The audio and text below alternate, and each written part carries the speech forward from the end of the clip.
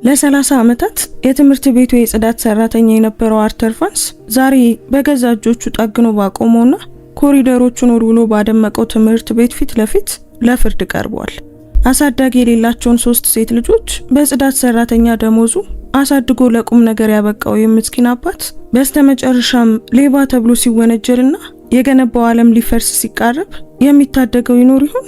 ለመሆኑ አንዲት በጂምናዚየም ወለል ላይ የተጣለች ሕፃን፣ አንዲት እናቷን ያጣች ብቸኛ ልጅ እና አንዲት የተጎዳች ስደተኛ ዛሬ አባታቸውን ከክህደት ወጥመድ ሊያወጡት ይችሉ ይሆን?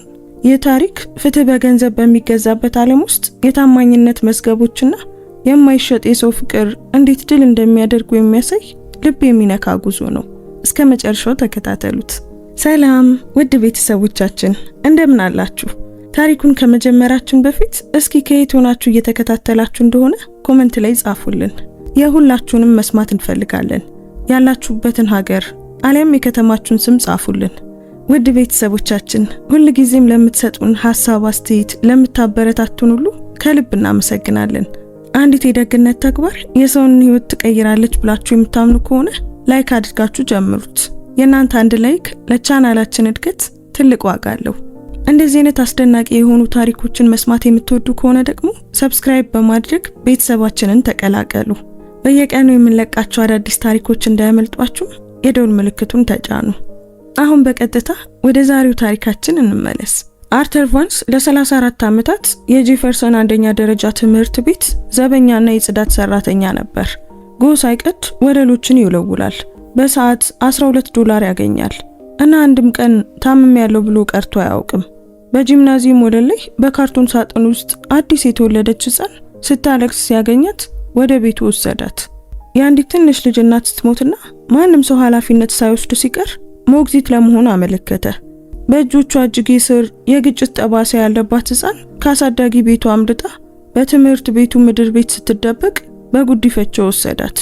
ሶስቱንም በጽዳት ሰራተኛ ደሞዝ አሳደገ እና በፍጹም ማንንም ምንም ጠይቆ አያውቅም።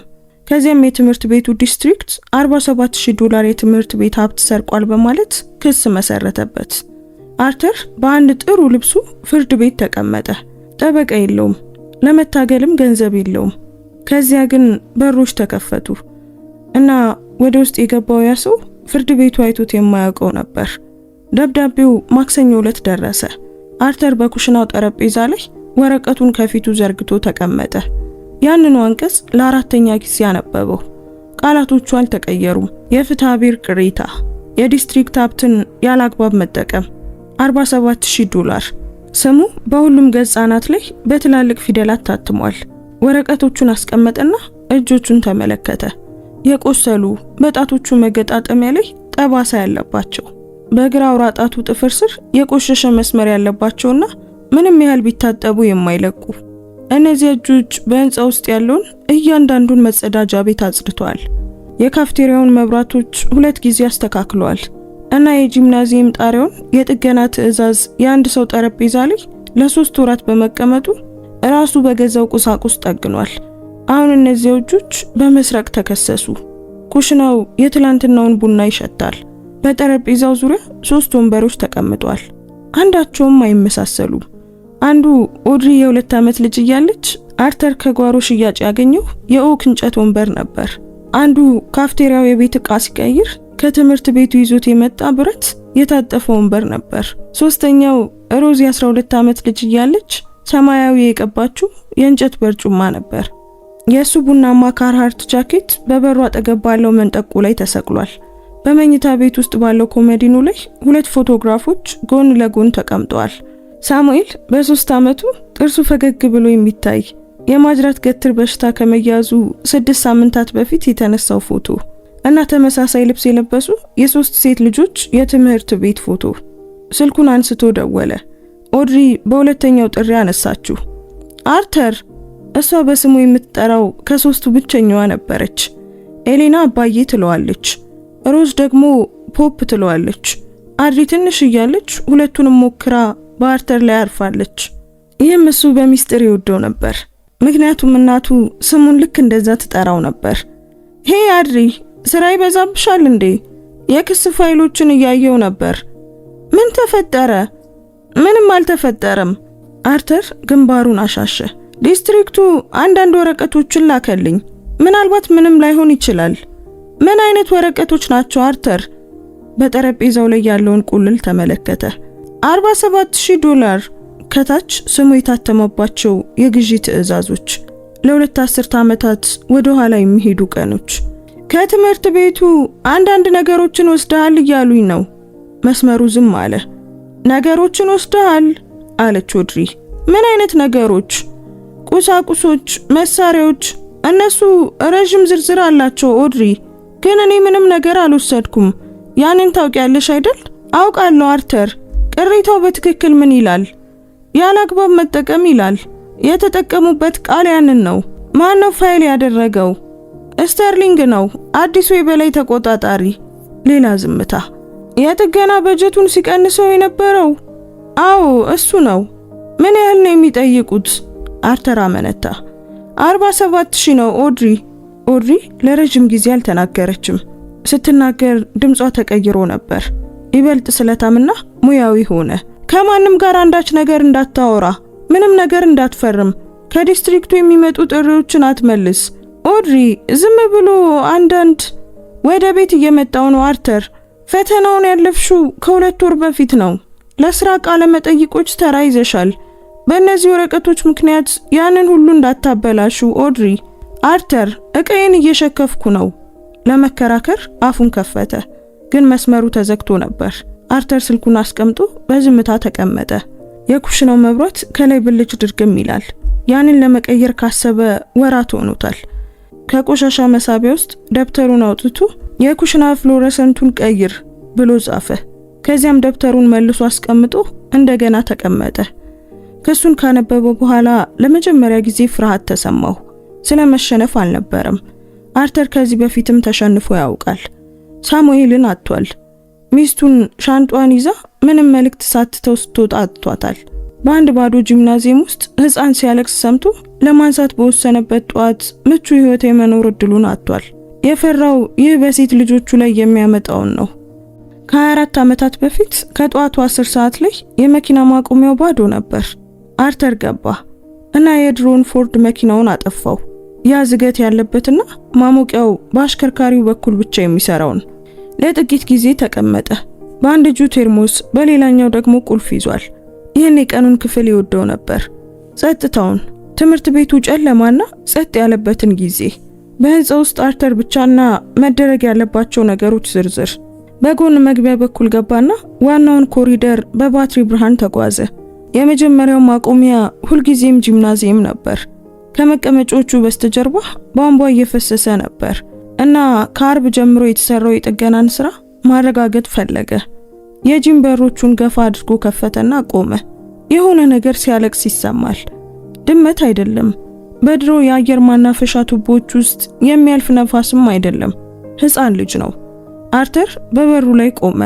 የባትሪ ብርሃን ጨረር በወለሉ ላይ አቋርጦ በሩቅ ጥግ ላይ አረፈ።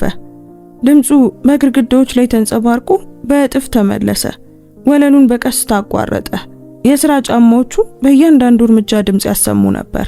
ለቅሶ እየጨመረ መጣ።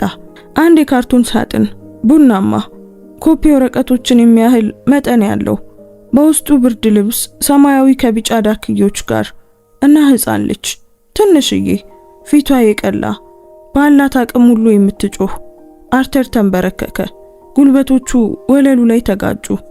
የባትሪ ብርሃኑን ወደ ብርድ ልብሱ አበራ እና በጠርዙ ላይ በደህንነት መርፌ ተያይዞ በእጅ የተጻፈ ባለ 5 ቃላት ወረቀት አየ። እባካችሁን ተንከባከቧት። ስም የለም፣ ማብራሪያ የለም። አስቀድሞ ከሄደ ሰው የቀረበ ጥያቄ ብቻ ነበር። አርተር ሕፃኗን ተመለከተ። ጥቂት ቀናት ብቻ ሳይሆናት አይቀርም። ጡጫዎቿ ተጨብጠዋል፣ አይኖቿ ተጨፍነዋል እና እያንዳንዱ ትንፋሿ ጩኸት ነበር። ከሳሙኤል ወዲህ እሱ ሕፃን አቅፎ አያውቅም። ያ የመጨረሻ ጊዜ ሆስፒታል ውስጥ ነበር። አርተር ለልጁ መብረር ስለሚችል ውሻ ታሪክ ይነግረው ነበር። መቆጣጠሪያዎቹ በፍጥነት መጮህ ጀመሩ። ከዚያም ቆሙ። የአርተር እጆች ይንቀጠቀጡ ነበር። ወደ ሳጥን ውስጥ እጁን ዘርግቶ አነሳት። ምንም ክብደት አልነበራትም። ከደረቱ ጋር አጣበቃትና እጁ ሙሉ ጀርባዋን ሸፈነው። ጭንቅላቷ በመዳፍ ውስጥ ይገባል። ሰላም፣ አሁን ሁሉም ነገር ሰላም ነው። ለቅሷን አላቆመችም።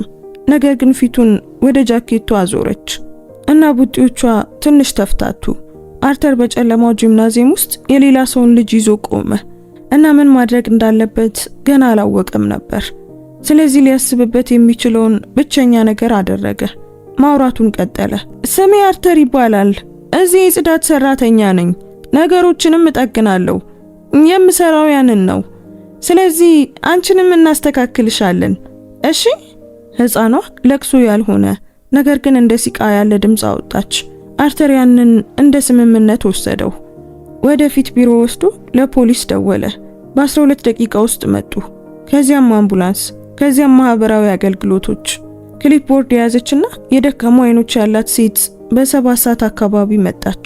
በዚያን ጊዜ አርተር ሕፃኗን በካርሃርት ጃኬቱ ጠቅልሎ ወደ ጽዳት ሰራተኛው ቁም ሳጥን ወስዷት ነበር።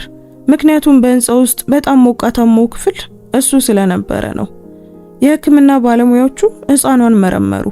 እናም ጤናማ መሆኗን ተናገሩ። ቀዝቅዛለች፣ ተርባለች፣ ግን ጤናማ ነች። መቆያ እናገኛለን አለች ማህበራዊ ሰራተኛዋ ለአርተር። ጥቂት ቀናት ስጠን። ዛሬ ማታ የት ነው የምትሄደው? የአደጋ ጊዜ አሳዳጊ ጨረታዎች አሉን። አሁን መውሰድ እችላለሁ። አርተር ወደ ታች ተመለከተ።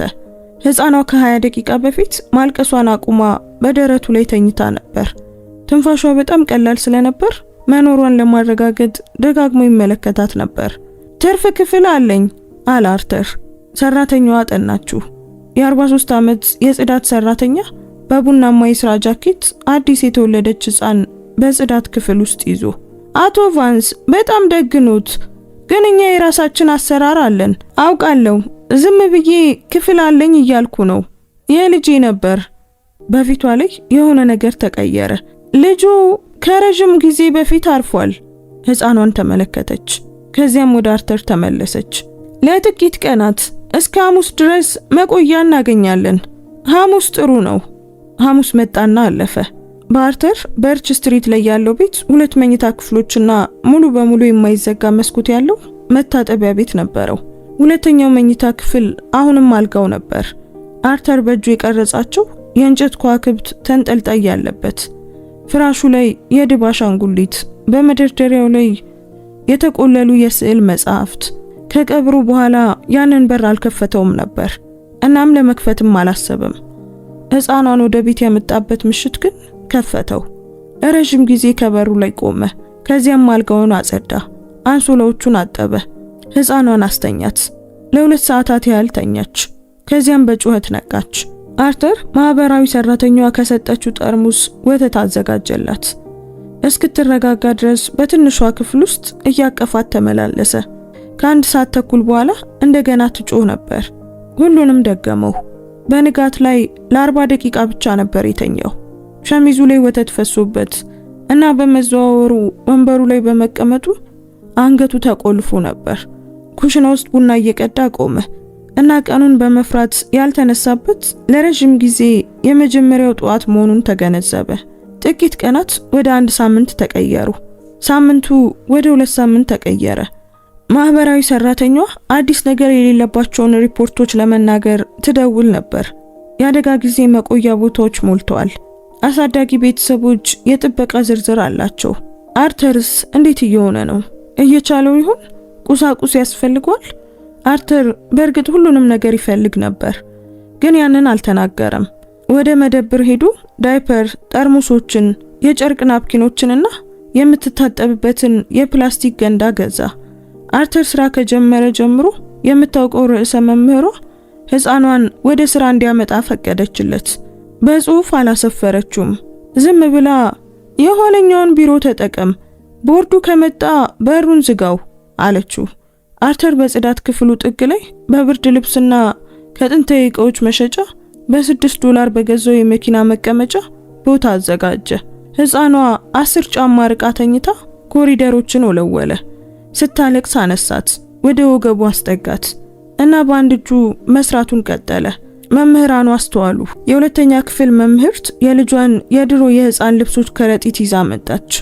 የሙዚቃ መምህሩ የወተት ፓውደር ሳጥን ጥሎ ሄደ። የምሳ አብሳይዋ ተጨማሪ ሳህን ማዘጋጀት ጀመረችና ምንም ሳትናገር በጽዳት ክፍሉ ጠረጴዛ ላይ ትተዋዋለች። ማንም አርተር የረጅም ጊዜ እቅዱ ምን እንደሆነ አልጠየቀውም። ማንም ከአቅሙ በላይ እንደሆነ አልነገረውም። ዝም ብለው አይኖቹ ውስጥ ምንም ሳይኖር በቀኖቹ ውስጥ ሲንቀሳቀስ የነበረው ሰው በድንገት ወደ ህይወት ሲመለስ ተመለከቱ። ህፃኑን በእናቱ ስም ኦድሪ ብሎ ሰየማት። እናቱ በቨርጂኒያ የትምህርት ቤት አብሳይ ነበረች እና 4 ልጆችን ኪራይ እንኳን በማይሸፍን ደሞዝ ያሳደገችና አንድም ቀን አማራ የማታውቅ ሴት ነበረች። አርተር የ10 ዓመት ልጅ እያለና በየቀኑ ያንኑ ጫማ በመልበሱ ሲሳለቁበት አስቀመጠችውና አንተ በቂ ነህ አርተር፣ ማንም ሌላ ሰው እንዲነግርህ አትፍቀድ አለችው። አርተር ይህች ህፃን የማንንም ስም የምትይዝ ከሆነ የሷ ሊሆን እንደሚገባ ወሰነ። በ4ኛው ወር ማህበራዊ ሰራተኛዋ ለመጨረሻ ጊዜ ደወለች። አቶ ቫንስ አሁንም ማቆያ አላገኘንም። ማንም ኃላፊነት ለመውሰድ አልመጣም። እውነቱን ልነግርህ ይገባል። በዚህ ሰዓት ህፃን ጥሎ የሚሄድ ጉዳይ ከባዮሎጂካል ቤተሰብ ጋር በመገናኘት የመጠናቀቁ ዕድል በጣም ዝቅተኛ ነው። ምን ትሆናለች? ወደ አሳዳጊ ስርዓት ትገባለች። አርተር ለጥቂት ጊዜ ዝም አለ። እኔ ጋር ብትሆንስ? ለሞግዚትነት ማመልከት አለብህ። ችሎት ይኖራል፣ የኋላ ታሪክ ምርመራ፣ የቤት ጉብኝቶች። እንዴት ነው የምጀምረው? ችሎቱ ከ3 ሳምንታት በኋላ ነበር። አርተር ባለው አንድ ልብስ በትከሻው ላይ ሰፋ ባለ ከሳልቬሽን አርሚ በገዛው ሰማያዊ ልብስ ፍርድ ቤት ተቀመጠ። የጫማ ቀለም ስለሌለው ማታ ጫማዎቹን በጨርቅና በምግብ ዘይት ወለወላቸው። ዳኛው ፋይሉን ተመለከተ። ከዚያም አርተርን አቶ ቫንስ የፍርድ ቤት የህፃኗን ቋሚ ሞግዚትነት እንዲሰጡ እየጠየቁ ነው? አዎን ጌታዬ። እርስዎ እንደ ጽዳት ሰራተኛ ነው የሚሰሩት? አዎን ጌታዬ። እና ይህንን ህፃን ለብቻው ለማሳደግ እያሰቡ ነው? ትክክል ነው ጌታዬ። አቶ ቫንስ የገንዘብ ፍላጎቶችን፣ የህክምና ወጪዎችን፣ ትምህርትን፣ ህፃን ልጅ ከጨቅላነቱ ጀምሮ ለማደግ የሚያስፈልጉትን መሰረታዊ ነገሮች አስበውባቸዋል? አርተር ቀጥ ብሎ ተቀመጠ። ልብሱ አይመጥነውም ነበር፣ ነገር ግን ባለው ነገር ሁሉ ሞላው። ክቡር ዳኛ፣ እኔ ማን እንደሆንኩ አውቃለሁ። እርግጥ ነው ወለል ወለውላለሁ፣ ቧንቧም እጠግናለሁ። ብዙ ገንዘብ አልሰራም፣ ግን ያቺ ህፃን በእኔ ወለል ላይ በእኔ ህንፃ ውስጥ ነው የተጣለችው። ለ4 ወራት በየቀኑ ስመግባት፣ ዳይፐሯን ስቀይርላትና በየምሽቱ አብሬያት ስቀመጥ ነበር። ማንም ሌላ ሰው አልመጣም። አንድም ሰው። ቆም አለ። እሷ ደግሞ ሰው ያስፈልጋታል። እኔ እዚህ አለው። ማህበራዊ ሰራተኛዋ ምስክርነት ሰጠች። በ4 ወራት ውስጥ ስለዚህች ህፃን አንድም ጥያቄ አልደረሰም። ምንም አይነት ባዮሎጂካል ቤተሰብም አልመጣም። አቶ ቫንስ ከተገኘችበት ምሽት ጀምሮ ብቸኛው ተንከባካቢዋ ነው።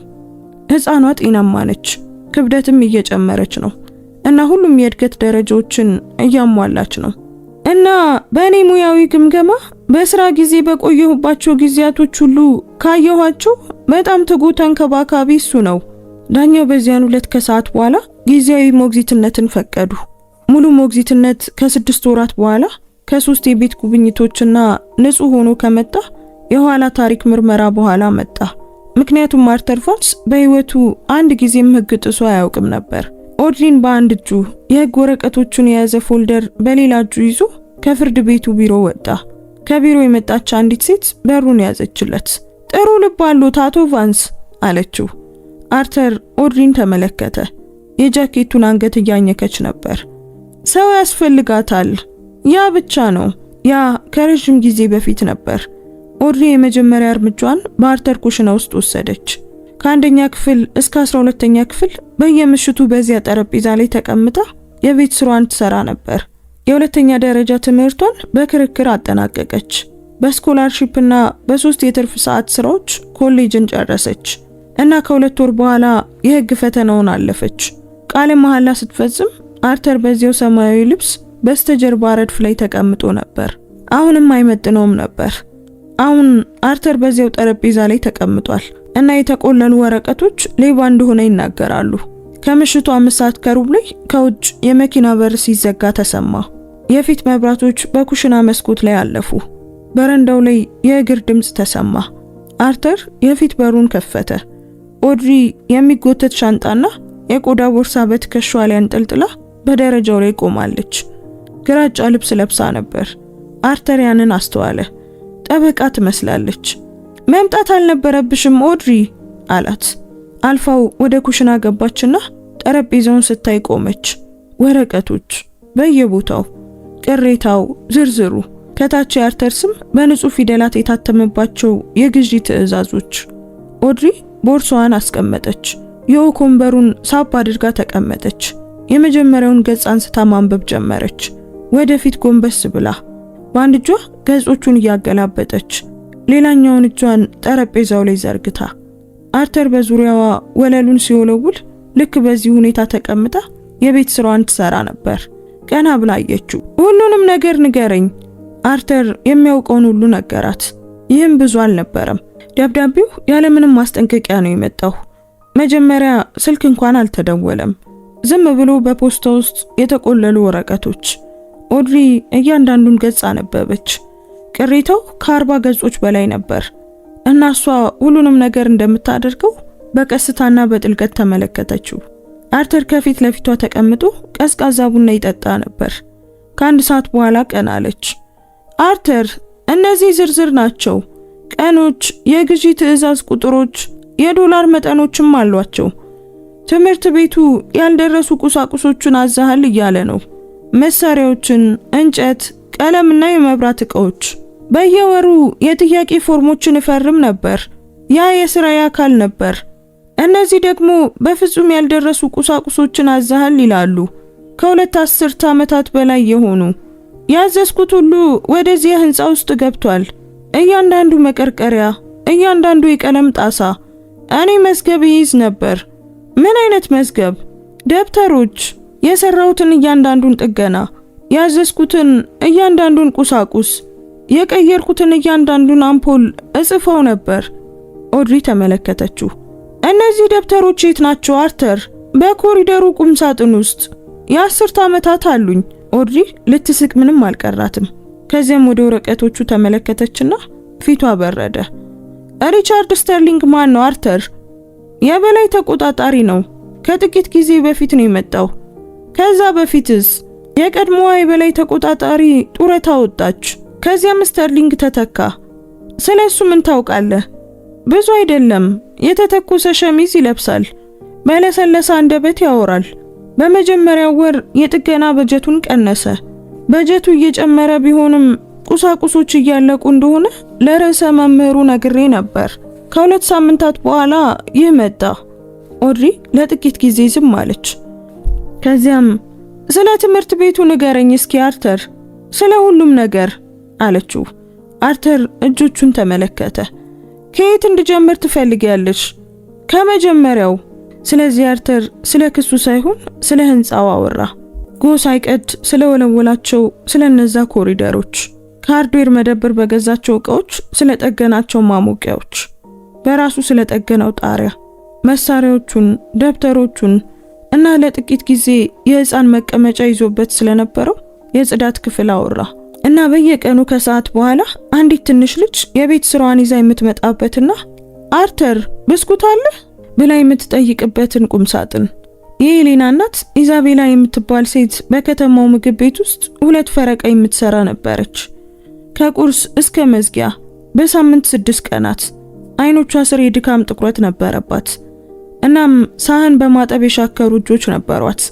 እና በየቀኑ ጠዋት ኤሌናን ንጹህ ልብስ አልብሳና ጸጉሯን አጥብቃ ተንትና ወደ ትምህርት ቤት ትሸኛት ነበር።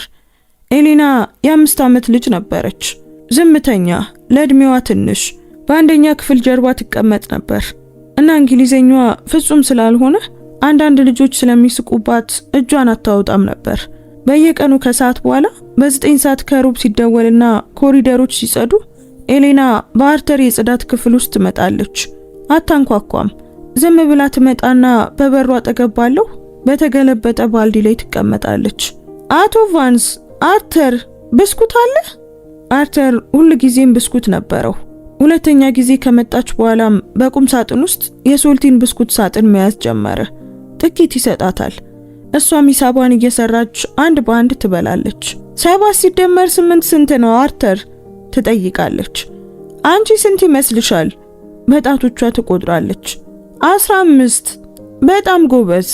ይህ ለወራት ቀጠለ። አርተር ለምን ከትምህርት በኋላ በሚሰጠው ፕሮግራም እንደማትሳተፍ በፍጹም ጠይቋት አያውቅም። ምክንያቱም ተገንዝቦታል። ኢዛቤል ክፍያውን መክፈል አትችልም ነበር። የምግብ ቤቱ ስራ እስከ 12 ሰዓት አይለቃትም ነበር እና ሌላ ማንም የለም። ስለዚህ በየቀኑ ከሰዓት በኋላ አርተርና ኤሊና በጽዳት ክፍል ውስጥ ይቀመጣሉ። እሷ የቤት ስራዋን ትሰራለች፣ እሱ ቁሳቁሶችን ይለያል እና ጥያቄዎቿን ይመልሳል። አንዳንዴ ባልዲው ላይ እንቅልፍ ይወስዳታል እና አርተር ወደፊት ቢሮ ተሸክሞ ይወስዳታል። ኢዛቤል በድሮ መኪናዋ እስክትመጣ ድረስ ይጠብቃል። አሁንም የምግብ ቤቷን ዩኒፎርም እንደለበሰች የቅባትና የቡና ሽታ እየሸተተች ትመጣለች። አመሰግናለሁ አቶ አርተር ትላለች ኢዛቤል ሁሉ ጊዜም። ምን እንደማደርግ አላውቅም ነበር። ምንም ችግር የለውም። ቤት ውስጥ ስለ እርሶ ታወራለች። በትምህርት ቤት ውስጥ በጣም ብልህ ሰው እንደሆኑ ትናገራለች። አርተር ሳቀ። የሳይንስ መምህሩን ገና አላገኘችውም ማለት ነው። ኢዛቤል ፈገግ አለች። የደከመ ፈገግታ ነበራት፣ ግን እውነተኛ ነበር። አደጋው በየካቲት ወር በአንድ ሐሙስ ቀን ነበር። የቀዘቀዘ መንገድ። አንድ የመጫኛ መኪና በሃይዌይ ላይ የመሃል መስመሩን ጥሶ ገባ። ኢዛቤል ከምግብ ቤቱ ወደ ቤት እየነዳች ነበር። አምቡላንስ ከመድረሱ በፊት አረፈች። ኤሊና በጽዳት ክፍል ውስጥ እያለች ነበር ርዕሰ መምህሩ ሊፈልጓት የመጡት። አርተር በርዕሰ መምህሩ ፊት ላይ ያየውን እይታ ከዚህ በፊት እንደሚያውቀው ተረዳ። እሱ ራሱ ሆስፒታል ኮሪደር ውስጥ ቆሞ ሁሉ ነገር ከእግሩ ስር ሲናድ ያንን እይታ አይቶታል። ኤሊና ልጄ አሏት ርዕሰ መምህሩ። ለአንድ ደቂቃ አብረሽኝ መምጣት ትችያለሽ? ኤሊና አርተርን ተመለከተች። አንገቱን ነቀነቀ። ሂጂ ልጄ፣ እኔ እዚህ አለው። በርዕሰ መምህሩ ቢሮ ውስጥ ነገራት። አርተር ከበሩ ውጪ ቆሞ ማልቀስ ስትጀምር ሰማ። ድምጿ በእርግጥ ብዙ አይሰማም፣ ገና ቃላት የሌለው አይነት ለቅሶ ነበር። ጠበቀ፣ እዚያው ጠበቀ። ከ20 ደቂቃ በኋላ ርዕሰ መምህሩ ወጡ። ማህበራዊ አገልግሎት እየመጡ ነው። በኢዛቤል የአደጋ ጊዜ ውቂያዎች ላይ ያሉትን ሁሉ ደውለናል። የሚመጣለ እስካሁን የለም። ለማህበራዊ አገልግሎት ሰራተኞች ደውለናል። በኢዛቤል የአደጋ ጊዜ ውቂያዎች ላይ ያሉትን ሁሉ ደውለናል። የሚመጣለ ማህበራዊ አገልግሎት እየመጡ ነው። በኢዛቤል የአደጋ ጊዜ ማሳወቂያዎች ላይ ላሉት ሰዎች ሁሉ ደውለናል። የሚመጣለ እስካሁን የለም። አርተር ወደ ቢሮ ገባ። ኤሊና ከጠረጴዛው ጀርባ ባለው ትልቅ ወንበር ላይ ተቀምጣለች። እግሮቿ ወለሉ ላይ አይደርሱም ነበር፣ ተንጠልጥለዋል። የቤት ስራዋ አሁንም በጭኗ ላይ ነበር። ፊቷ በእንባ ረጥቧል፣ ግን ዝም ብላለች። አርተር ወንበር ሳብ አድርጎ አጠገቧ ተቀመጠ። አቶ ቫንስ። አርተር በይኝ ኤሊና። እሺ አርተር። እናቴ ሞታለች። አውቃለሁ ልጄ፣ እኔ ምን ሆናለሁ? አርተር ለዚህ ጥሩ መልስ አልነበረውም። ስለዚህ ብቸኛውን እውነተኛ ነገር ተናገረ። ደህና ትሆኛለሽ ልጄ፣ ደህና ትሆኛለሽ። እንዴት አወቁ? ምክንያቱም እኔ እንደዛ እንዲሆን ስለማደርግ ነው። በዚያው ሳምንት ሞግዚት ለመሆን አመለከተ። በዚያ ጊዜ ማህበራዊ ሰራተኛው የተለየ ነበር። ከፎርሞች የተሞላ ፎልደር የያዘና ከረቫት ያሰረ ወጣት። አርተር እያንዳንዱን ፎርም ሞላ። ሂደቱን አስቀድሞ ያውቀው ነበር። አቶ ቫንስ አስቀድሞ በእርሶ እንክብካቤ ስር ያለ አንድ ልጅ አሉት። አውቃለሁ እና ገቢው አልተቀየረም። ያንንም አውቃለሁ። ሁለተኛ ልጅ መረከብ ማለት ለወራት ያህል በየቀኑ ከሰዓት በኋላ ወደ ቁም ሳጥኔ ትመጣ ነበር። ብስኩት ትበላለች፣ የቤት ስራዋን ትሰራለች እና አንዳንዴ ባልዲ ላይ እንቅልፍ ይወስዳታል። እናቷ አሁን ነው የሞተችው እና ማንም ሊወስዳት የመጣ የለም። እኔ የምጠይቁት ስለ ነገሩ አዋጭነት አይደለም። የምጠይቁት ወደ ቤቴ እንድወስዳት እንዲፈቅዱልኝ ነው። ማህበራዊ ሰራተኛው አርተርን ለረጅም ጊዜ ተመለከተው። ከዚያም ወረቀቶቹን መምላት ጀመረ። ኤሊና ስትመጣ ኦድሪ የ2 ዓመት ልጅ ነበረች። አርተር የኦድሪን ዕቃዎች ወደ መኝታ ቤቱ አዘዋወረ እና ለኤሊና የሷን ክፍል ሰጣት። ኦድሪ ለአንድ ምሽት አጉረመረመችና ከዚያም አቆመች። ምክንያቱም ኦድሪ ከሁሉም ነገር ጋር ትላመዳለች። ኤሊና ግን ትንሽ ትከብድ ነበር። በመጀመሪያው ሳምንት ምንም አልተናገረችም። ጠረጴዛው ላይ ትቀመጥና ሳህኗን ትኩር ብላ ትመለከታለች። እናቷ እንደዛ ታደርግላት እንደነበር ስለነገረችው አርተር በየቀኑ ጧት የተመታ እንቁላልና ዳቦ ይሰራላት ነበር። በ8ኛው ቀን አርተር ወደ ታች ወርዶ ኤሌናን በምድጃው አጠገብ ቆማ አገኛት። ምን እያደረግሽ ነው ብሎ ጠየቃት። እንቁላል እየሰራው ነው። አንዱን ወደ መጥበሻው ውስጥ ሰበረችው። አሰራረ ስህተት ነው። እናቴ ሁል ጊዜ ወተት ትጨምር ነበር። አርተር የ5 ዓመት ሕፃን እንቁላል እንዴት እንደሚሰራ ስታስተምረው ተመለከተ። ጠረጴዛው ላይ አብረው ተቀመጡ። ኤሌና በብረት የታጠፈው ወንበር ላይ እና ቁርሳቸውን በዝምታ በሉ። ኢዛቤል ከሞተች በኋላ የበላችው የመጀመሪያው ሙሉ ምግብ ነበር። ከዚያም ሮዝ መጣች። አርተር እሷን ሲያገኛት ኦድሪ የ4 ዓመትና ኤሌና ደግሞ የ7 ዓመት ልጆች ነበሩ። ከጧቱ 12 ሰዓት ላይ ከምድር ቤት ውስጥ የሆነ ድምጽ ሰማ። የቧንቧ ድምጽ አይደለም፣ የአይጥ ድምጽም አይደለም። ይበልጥ ከበድ ያለ ነገር ነው። የምድር ቤቱን በር ከፍቶ በባትሪ ብርሃኑ ወደ ታች ወረደ። ከድሮ ቦይለር በስተጀርባ በግድግዳውና በተሰባበሩ ጠረጴዛዎች ክምር መካከል አንዲት ሴት ልጅ በኮንክሪት ወለል ላይ ተጠቅልላ ተኝታለች። 8 ዓመቷ ነበር። በሰኔ ወር አጋማሽ ላይ ረጅም እጅግ ያለው ልብስ ለብሳለች። ሰላም አለ አርተር። አልተንቀሳቀሰችም። ቁጭ አለ። ስሜ አርተር ይባላል። እኔ የጽዳት ሰራተኛ ነኝ። ተጎድተሻል? ራሷን ነቀነቀች። ተርበሻል የኔ ልጅ? አልመለሰችም። ነገር ግን አይኖቿ በእጁ ወደ ነበረው ቴርሞስ ሄዱ። እዚህ ውስጥ ቡና አለኝ፣ ግን ምናልባት ላንቺ አይሆንም። ፎቅ ላይ ወጥቼ የሚበላ ነገር ባመጣልሽስ? ትኩር ብላ ተመለከተችው። አይኖቿ ውስጥ ያለው እይታ የፍርሃት አልነበረም። ከፍርሃት ያለፈ ነገር ነበር። ማንኛውንም ጥሩ ነገር መጠበቅ ያቆመች ሕፃን። አሁንም መለሳለሁ አለ አርተር። ቃል እገባልሻለሁ። ወደ ላይ ወጣ። ቁም ሳጥን ውስጥ ባለው ማሞቂያ ላይ ሾርባ አሞቀ። ከጠፉ ዕቃዎች መገኛ ብርድ ልብስ አነሳ እና ሁለቱንም ወደ ምድር ቤት ይዞ ወረደ። አሁንም እዚያው ነበረች። አልተንቀሳቀሰችም ነበር። አርተር ሾርባውን አጠገቡ አስቀመጠና ብርድ ልብሱን በትከሻዋ ላይ ጣል አደረገላት። ከዚያም ጥቂት ጫማ ርቆ ወለሉ ላይ ተቀመጠ። እናም ጠበቀ። ከቆይታ በኋላ ሾርባውን አንስታ በቀስታ ጠጣችው። ስምሽ ማን ነው ብሎ ጠየቃት አርተር። ዝም አለች። እሺ መናገር አይለብሽም። ሾርባውን ጨረሰች እና ጣሳውን አስቀመጠች እና በብርድ ልብሱ ይበልጥ ተጠቀለለች። ከዚያም አይኖቿን ጨፈነች። አርተር ለፖሊስ ደወለ። ስሟ ሮዝ እንደሆነ 8 ዓመቷ እንደሆነና ከትምህርት ቤቱ 2 ማይል ርቀት ላይ ባለ አሳዳጊ ቤት ውስጥ እንደነበረች አወቁ። ፖሊሶች እጆቿን ማየት ሲፈልጉ እጅጌዋን ሰበሰበችው። አርተር ግላዊነቷን ለመጠበቅ ወደ ውጪ ወጣ። ፖሊሱ ሲመለከት ፊቱ ላይ የነበረው እይታ ሁሉንም ነገር ይናገር ነበር። እነዚህ አሳዳጊ ወላጆች በዚያን 2 ከሰዓት በኋላ በቁጥጥር ስር ዋሉ። ሮዝ ከአዲስ ቤተሰብ ጋር ወደ አደጋ ጊዜ መቆያ ሄደች። አርተር ወደ ቤት ሄደ። በኩሽና ጠረጴዛ ላይ ተቀመጠ እና እራቱን አልነካውም። ከ3 ቀናት በኋላ ማህበራዊ ሰራተኛው ደወለ። የአደጋ ጊዜ መቆያው አልሰራም፣ አትናገርም፣ አትበላም፣ ሁልጊዜም የጽዳት ሰራተኛውን አንተን እየጠየቀች ነው፣ ወደዚህ አምጣት አለ አርተር። ሮዝ አንድ የቆሻሻ ፌስታል ልብስና አንድ ጆሮ የሌለ ጥንቸል አሻንጉሊት ይዛ መጣች። በ3ኛው ወንበር ላይ በእንጨት በርጩማው ላይ በኩሽና ጠረጴዛው አጠገብ ተቀመጠች እና አንዲትም ቃል አልተናገረችም። ኦድሪ አጠገቧ ተቀምጣ ቀለም ትቀባ ነበር። ኤሌና ልክ ኢዛቤል ታደርግ እንደነበረው በወተት የተመታ እንቁላል ይዛላት መጣች። ሮዝ አልበላችም፣ አልተናገረችም። ለ2 ሳምንታት ያህል በቤት ውስጥ ምንም ድምጽ ሳታሰማ ትንቀሳቀስ ነበር እና አርተርም ተዋት፣ አልከፋፋትም፣ ጥያቄ አልጠየቃትም። ይልቁንም ምግብ አዘጋጀላት፣ ልብሷን አጠበላት እና በሩን ክፍት አድርጋ እንደምትተኛ ስለተገነዘበ በምሽት የኮሪደሩን መብራት አብርቶ ይተወው ነበር።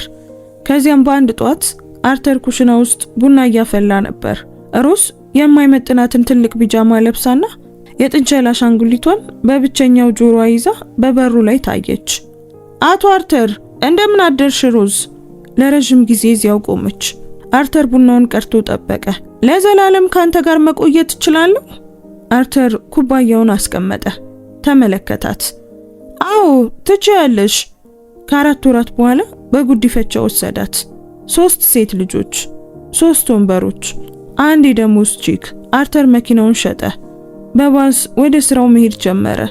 ይህም ማለት ከጧቱ 10 ሰዓት ተኩል ይልቅ 10 ሰዓት ከቤት መውጣት ማለት ነው። የትርፍ ሰዓት ስራ ሲመጣ ደራርቦ ይሰራ ነበር።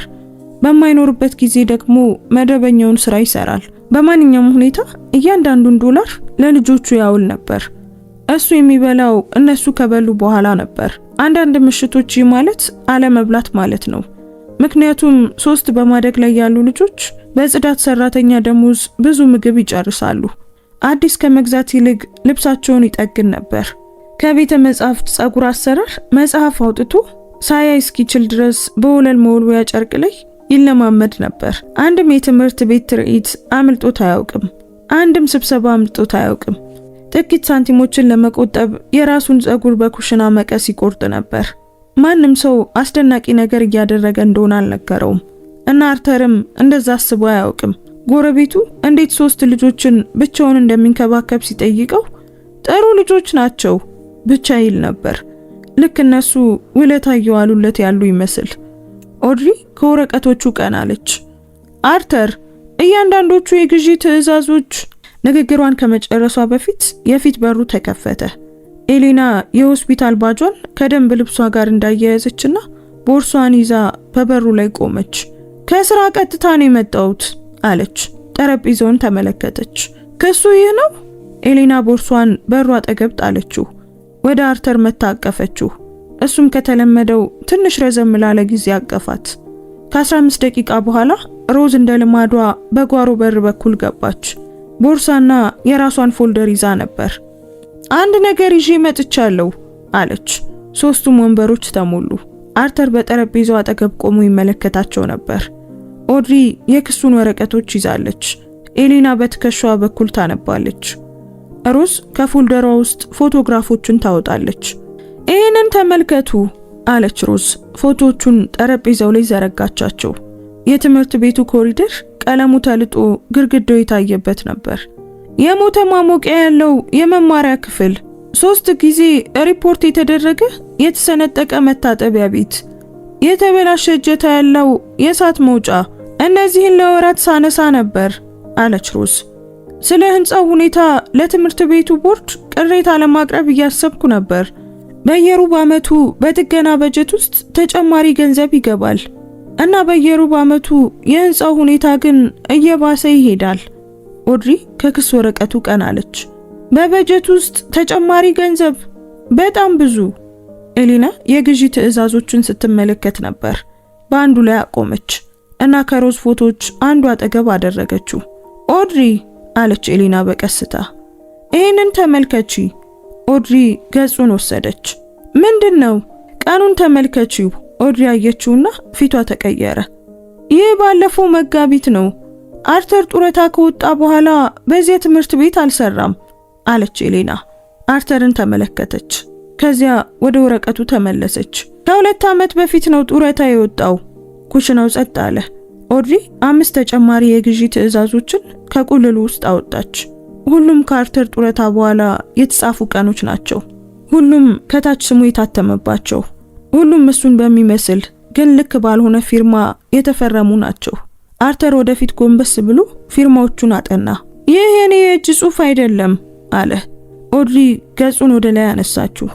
ድምፁ የረጋ ነበር። ጣቶቿ ግን ወረቀቱን አጥብቀው ይዘው ነበር። እነዚህ የግዢ ትዕዛዞች ያንተ ስም አለባቸው አርተር፣ ግን ጡረታ ከወጣ በኋላ ደግሞ እዚህ አልሰራህም። ተመለከተችው። አንድ ሰው ያንተን ፊርማ አስመስሎ ፈርሟል። በሚቀጥለው ጧት ኦድሪ ከአርተር ቀድማ ተነሳች። ከጧቱ 11 ሰዓት ላይ ወደ ኩሽና ሲመጣ የሱ የጥቅልል ደብተሮች በፊቷ ተቆልለው በጠረጴዛው ላይ ነበረች። የክሱ ወረቀቶችም አጠገቧ ተዘርግተዋል። ከቆምሽ ምን ያህል ጊዜሽ ነው ብሎ አርተር ጠየቀ። ቆይቻለሁ። ቡና አፍላ። አርተር ቡና አፈላ። ኦድሪ ስራዋን ቀጠለች። እያንዳንዱን ደብተር ከኮሪደሩ ቁም ሳጥን አውጥታ ነበር። በጣም ብዙ ነበር። እያንዳንዱም በአርተር ንጹህ የእጅ ጽሑፍ ቀን ተጽፎባቸዋል። እያንዳንዱም በዕለት ተዕለት መረጃዎች ተሞልቷል። የተከናወኑ ጥገናዎች፣ የታዘዙ ቁሳቁሶች፣ የተሰሩ ሰዓታት፣ እያንዳንዱ አምፖል፣ እያንዳንዱ የቧንቧ ዕቃ፣ እያንዳንዱ ጋሎን ወለል መወልወያ። አርተር እነዚህ በጣም ጥንቁቅ ናቸው አለች ኦድሪ። ነገሮችን መከታተል እወዳለሁ። ሁሉንም ተከታትለሃል አርተር፣ ስራዬ ነበር። ኦድሪ አንዱን ደብተር በክሱ ውስጥ ካለው የግዢ ትዕዛዝ አጠገብ አስቀመጠችው። ይህንን ተመልከት። ደብተር በጥቅምት ወር 12 ጋሎን ወለል መወልወያ እንዳዘዝክ ይናገራል። ዲስትሪክቱ ያለው የግዢ ትዕዛዝ ግን 30 ይላል። አርተር ፊቱን አጨማደደ። በፍጹም 30 ጋሎን አላዘዝኩም። በሙሉ የውድድር ዘመን ያን ያህል አንጠቀምም ነበር እና እዚህ ጋር አመለከተች። ደብተር በህዳር ወር 4 የፍሎረሰንት ባላስቶችን እንደቀየርክ ይናገራል። የዲስትሪክቱ መዝገብ ግን 18 ይላል አርተር። 4 ክፍሎች ባላስት ያስፈልጋቸው ነበር። 4ቱን ቀይሬያለሁ። ኤሌና አሁንም በተኛችበት ልብስ በሩ ላይ ቆማ ነበር። ስለዚህ አንድ ሰው ቁጥሮቹን ቀይሯቸዋል ማለት ነው። ኦድሪ ራሷን ነቀነቀች። አንድ ሰው ወይ የአርተርን ኦሪጂናል ትዕዛዞች ለውጧል ወይም ደግሞ በሱ ስም በሙሉ አዳዲስ ትዕዛዞችን አቅርቧል። ተደገፈች። የመጀመሪያዎቹ የ20 ዓመታት መዝገቦች በትክክል ይገጥማሉ። የአርተር ደብተሮችና የዲስትሪክቱ ፋይሎች ይገጣጠማሉ። ከዚያም ስተርሊንግ ስራውን ተረከበ። እናም ሁሉም ነገር ተቀየረ። ምን ያህል ከባድ ነው? ሮዝ ከኮሪደሩ ሆና ጠየቀች። ከባድ ነው። ትዕዛዞቹ ወዲያውኑ ከአርተር መዝገቦች በላይ መሆን ጀመሩ። መጀመሪያ ላይ ትንሽ ነበር። ተጨማሪ የጽዳት ሳሙና፣ ጥቂት ተጨማሪ ጋሎን ቀለም። በመጨረሻ ግን የግዢ ትዕዛዞቹ አርተር በእርግጥ ከጠየቀው በ3 እና በ4 እጥፍ ይበልጣሉ። ያ ሁሉ ገንዘብ የት ሄደ? ኤሌና ጠየቀች። እኔም የማገኘው ያንን ነው የሚሆነው። ኦድሪ የቀረውን ጧት በኩሽና ጠረጴዛ ላይ በላፕቶፑ ላይ አሳለፈች። አርተር እንድትበላ ለማድረግ ሞከረ። እጇን አወናጭፋ አስቆመችው። ሳንዱች ሰርቶ ከክርኗ አጠገብ አስቀመጠላት። ቀና ሳትል በላችሁ። እኩለ ቀን አካባቢ ላፕቶፑን ዘጋችና ግሬይፊልድ ሰርቪስስ አለች። ሁሉም ተመለከቷት። እያንዳንዱ የተጋነነ የግዢ ትዕዛዝ ግሬይፊልድ ሰርቪስስ በሚባል ኩባንያ አማካኝነት የተፈጸመ ነው። በግዛቱ የንግድ መዝገብ ውስጥም አይቼዋለሁ። እንዲያዩት ስክሪኑን አዞረችው። ግሬይፊልድ የተመሰረተው ከ18 ወራት በፊት ነው። የተመዘገበው ወኪል የስተርሊንግ አማች ነው። ክፍሉ ጸጥ አለ። ስለዚህ ስተርሊንግ ትዕዛዞችን አጓኗል ማለት ነው አለች ኤሌና። በአማቹ ኩባንያ በኩል በከፍተኛ ዋጋ እንዲያልፉ አድርጎ ልዩነቱን እሱ ወስዷል። $340,000 በላይ አለች አድሪ።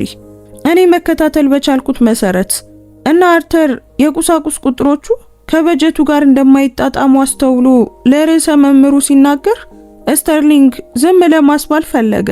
ስለዚህ በራሱ በስተርሊንግ እየተፈጸመ ያለውን ነገር አርተርን በመክሰስ ክስ መሰረተ። አርተር ራሱን በቀስታ ነቀነቀ። ለርዕሰ መምህሩ ቁሳቁሶቹ ከበጀቱ ጋር እንደማይጣጣሙ ነገርኳቸው። ችግር ለመፍጠር አልነበረም። ይህንን አንተ አልፈጠርከውም አርተር አለች ኦድሪ። እሱ ራሱን ያደረገው የራሱን ስህተት ለመሸፈን ያንተን ስም ሲጠቀም ቆይቷል። አርተር እዚያ ተቀመጠ እና ጠረጴዛውን፣ በአንድ በኩል ደብተሮቹን፣ በሌላ በኩል ደግሞ የሐሰት የግዢ ትዕዛዞቹን ተመለከተ። ለዓመታት የተከናወነው ታማኝ ስራ እሱን ለመቅበር ታስቦ በተዘጋጀ የሐሰት ወረቀት ዱካ ተጋርጦ ለዓመታት የተከናወነው ታማኝ ስራ እሱን ለመቅበር ታስቦ በተዘጋጀ የሐሰት ወረቀት ዱካ ተጋርጦበታል። ምን እናድርግ ብሎ ጠየቀ። ወደ ትምህርት ቤት እንሄዳለን አለች ሮዝ እና $340,000 የጠፋ ጥገና ምን እንደሚመስል አሳያችኋለሁ። በዚያው ከሰዓት በኋላ ሮዝ በሰራተኛ መግቢያ ካርዷ በጎን በር በኩል አስገባችሁ። ህንጻው አርተር ካስታወሰው በላይ ተበላሽቷል። በጥሩ ሁኔታ ነበር ትቶት ሄደው። አሁን በዋናው ኮሪደር ላይ ቀለሙ እየተላጠ ነው። በመማሪያ ክፍሉ ግድግዳዎች ላይ የውሃ ድፍ ተሰራጭቷል። አርተር ኦድሪን በካርቶን ሳጥን ውስጥ ያገኘበት የጂምናዚየም ወለል ከዳር እስከ ዳር የተሰነጠቀ መስመር ነበረው። ሮዝ በህንጻ ውስጥ እየመራች አሳየቻቸው። ከላይኛው መታጠቢያ ቤት ውስጥ ያለውን የተሰነጠቀ ማስታጠቢያ 3 ጊዜ ሪፖርት አድርጌ ነበር። በምስራቅ በኩል ያለው የእሳት መውጫ ከበልግ ጀምሮ ተበላሽቷል።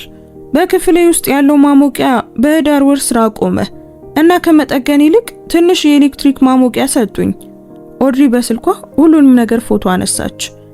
ገንዘቡ የሄደው እዚህ ነው አለች ሮዝ። ማለቷ ገንዘቡ አልመጣም ነበር። ላልተከናወኑ ጥገናዎች የጸደቁ በሺዎች የሚቆጠሩ ዶላሮች በወረቀት ላይ ብቻ ወደሚኖር ኩባንያ ተላልፈዋል። አርተር እጁን በኮሪደሩ ግድግዳ ላይ አሳለፈ። ቀለሙ በጣቶቹ ላይ ተላቀቀ። ልጆቹ የፈረሰ ግድግዳ ማየት ስለሌለባቸው ይህንን ግድግዳ በራሱ ጊዜ ህንጻው ባዶ በሆነበት ቅዳሜና እሁድ 2 ጊዜ ቀብቶት ነበር። አርተር አለች ኦድሪ በቀስታ። እጁን በሱሪው ላይ ጠረገ። ደህና ነኝ፣ እንሂድ። ወሬው መጣ። አርተር እንዴት እንደወጣ አላወቀም። ያን ያህል ትንሽ በሆነች ከተማ ውስጥ በፍጹም አያውቅም። በሚቀጥለው ጧት ጎረቤታቸው ምግብና የታጠፈ ወረቀት ይዛ መጣች። ማስታወስ የምችለውን ሁሉ ጽፌያለሁ አለች። አርተር በዚያ ሰፈር ውስጥ የሆነ ነገር በጠገነ ቁጥር የኔን በረንዳ፣ የጋርሲያ ቤተሰብን አጥር፣ በብሎኩ ስር ያለውን የቤተ ክርስቲያን ደረጃዎች አንድም ሳንቲም ጠይቆ አያውቅም። ወረቀቱን ዘረጋችለት።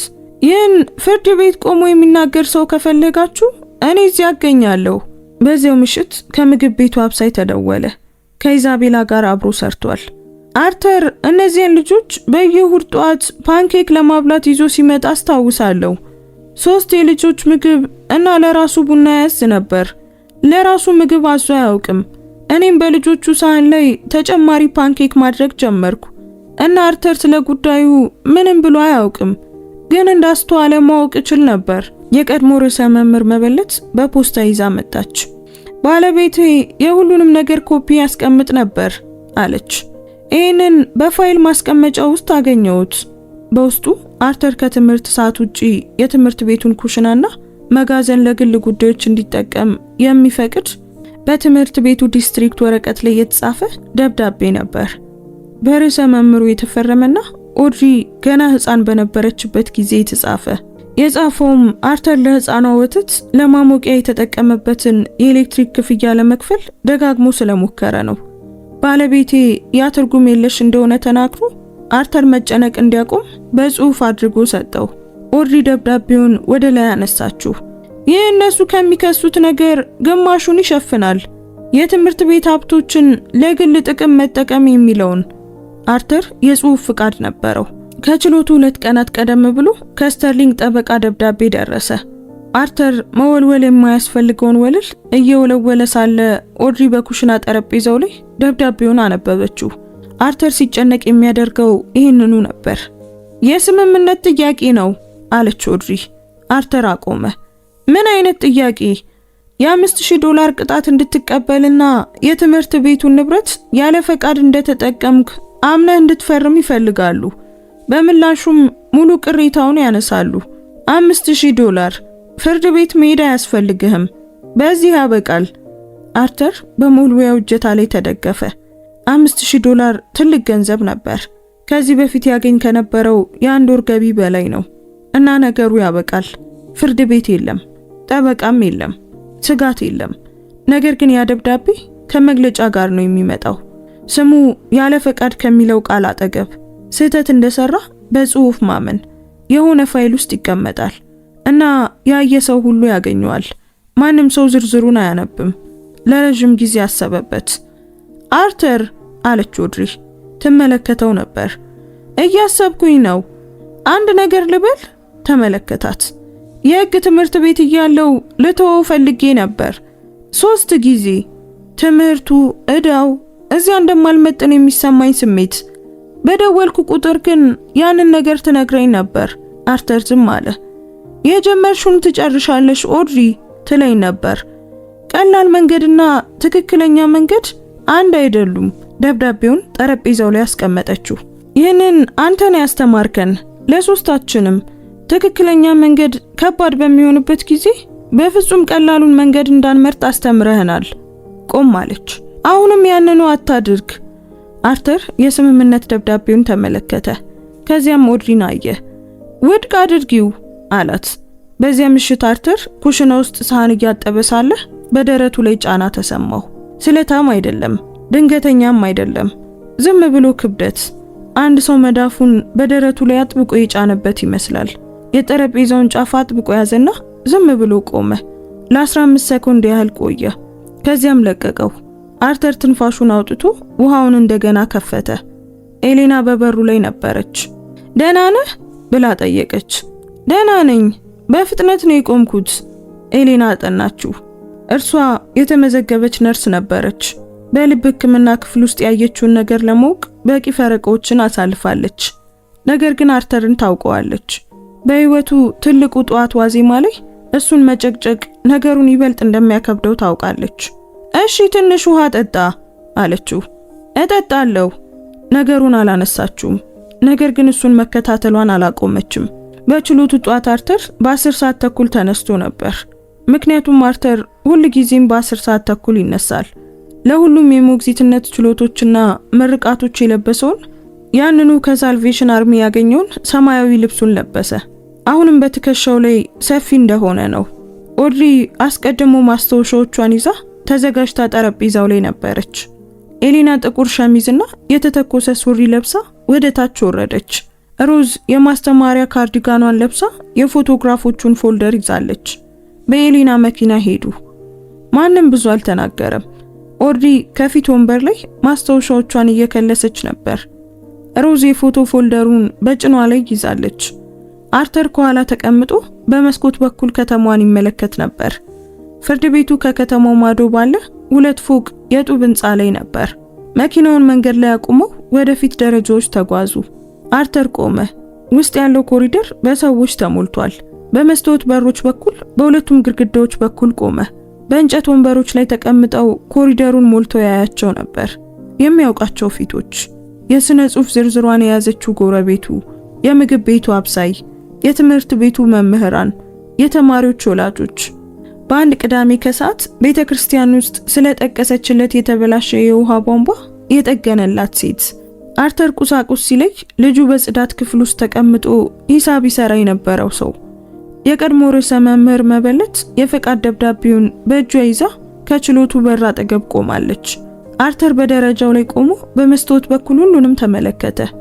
እነዚህ ሁሉ ሰዎች እዚህ ምን ያደርጋሉ? አለ። ኦድሪ እጇን በትከሻው ላይ አሳረፈች። ለአንተ ነው የመጡት አርተር። አርተር በኮሪደር ውስጥ ሲያልፍ ሰዎች እጃቸውን ዘረጉለት። መሳብ ሳይሆን ዝም ብሎ መንካት፣ ትከሻው ላይ እጅ ማሳረፍ፣ አንገት መነቅነቅ፣ በሹክሹክታ ካንተ ጋር ነን ማለት። በሁኔታው ምን ማድረግ እንዳለበት አላወቀም ነበር። ስለዚህ ዝም ብሎ አንገቱን እየነቀነቀ መሄዱን ቀጠለ። ፍርድ ቤቱ ከጠበቀው በላይ ትንሽ ነበር። የእንጨት ግድግዳዎች፣ የፍሎረሰንት መብራቶች፣ አስቀድመው እየተሞሉ ያሉ የወንበር ረድፎች። አርተር በመከላከያ ጠረጴዛው ላይ በሰማያዊ ልብሱ ተቀመጠ። ኦድሪ የፎልደሮችን ክምርና የአርተርን የጥቅልል ደብተሮች ይዛ አጠገቡ ተቀመጠች። ኤሊናና ሮዝ ከመከላከያው በስተጀርባ ባለው ከመጀመሪያው ረድፍ ላይ ተቀመጡ። በመንገዱ ማዶ የስተርሊንግ ጠበቃ አስቀድሞ በከሳሽ ጠረጴዛ ላይ ነበር። ውድ ልብስ የለበሰ ረጅም ሰው ወረቀቶቹን አስተካከለ። ስተርሊንግ አጠገቡ ተቀምጦ የተተኮሰ ሸሚዝ ለብሶ እጆቹን አጣምሮ ቀጥ ብሎ ይመለከት ነበር። አርተር ስተርሊንግን ተመለከተ። ስተርሊንግ ግን አላየውም። ዳኛዋ ገቡ። ሁሉም ቆመ። አርተር ሲነሳ ጉልበቱ ድምፅ አወጣ። ኦድሪም አየችው። ደህና ነኝ አላት። ዳኛዋ የንባብ መነጽር ያደረጉ ሽበት ያላቸው ሴት ወንበራቸው ላይ ተቀምጠው ፋይሉን ከፈቱ። ይህ በትምህርት ቤቱ ዲስትሪክት በአርተር ቫንስ ላይ የቀረበ የፍትሐ ብሔር ቅሬታ ነው። የዲስትሪክቱን ሀብት ያለ አግባብ መጠቀም የሚል ክስ። ጠበቆች፣ ሁለቱም ወገኖች ዝግጁ ናችሁ? ዝግጁ ነን ክቡር ዳኛ አለ ስተርሊንግ ጠበቃ። ኦድሪም ቆመች። ዝግጁ ነኝ ክቡር ዳኛ። አርተር ተመለከታት። በካርቶን ሳጥን ውስጥ ያለች ሕፃን ነበረች። አሁን ግን ፍርድ ቤት ውስጥ ለሱ ቆማለች። የአርተር ጉሮሮ ተዘጋ እና ወደ እጆቹ ተመለከተ። መጀመሪያ የስተርሊንግ ጠበቃ ጀመረ። ስሙ ምንም አልነበረም። ዋናው ነገር የተናገረው ታሪክ ነበር። መዳኛዋ ፊት ቆሞ ዘረዘረው። የ2 አስርት ዓመታት የግዢ ትዕዛዞች፣ መሳሪያዎች፣ ቁሳቁሶች በአርተር ቫንስ ስም የታዘዙና የት እንደደረሱ የማይታወቁ የህንፃ ቁሳቁሶች። $47,000 የዲስትሪክቱ ሀብት ጠፍቷል።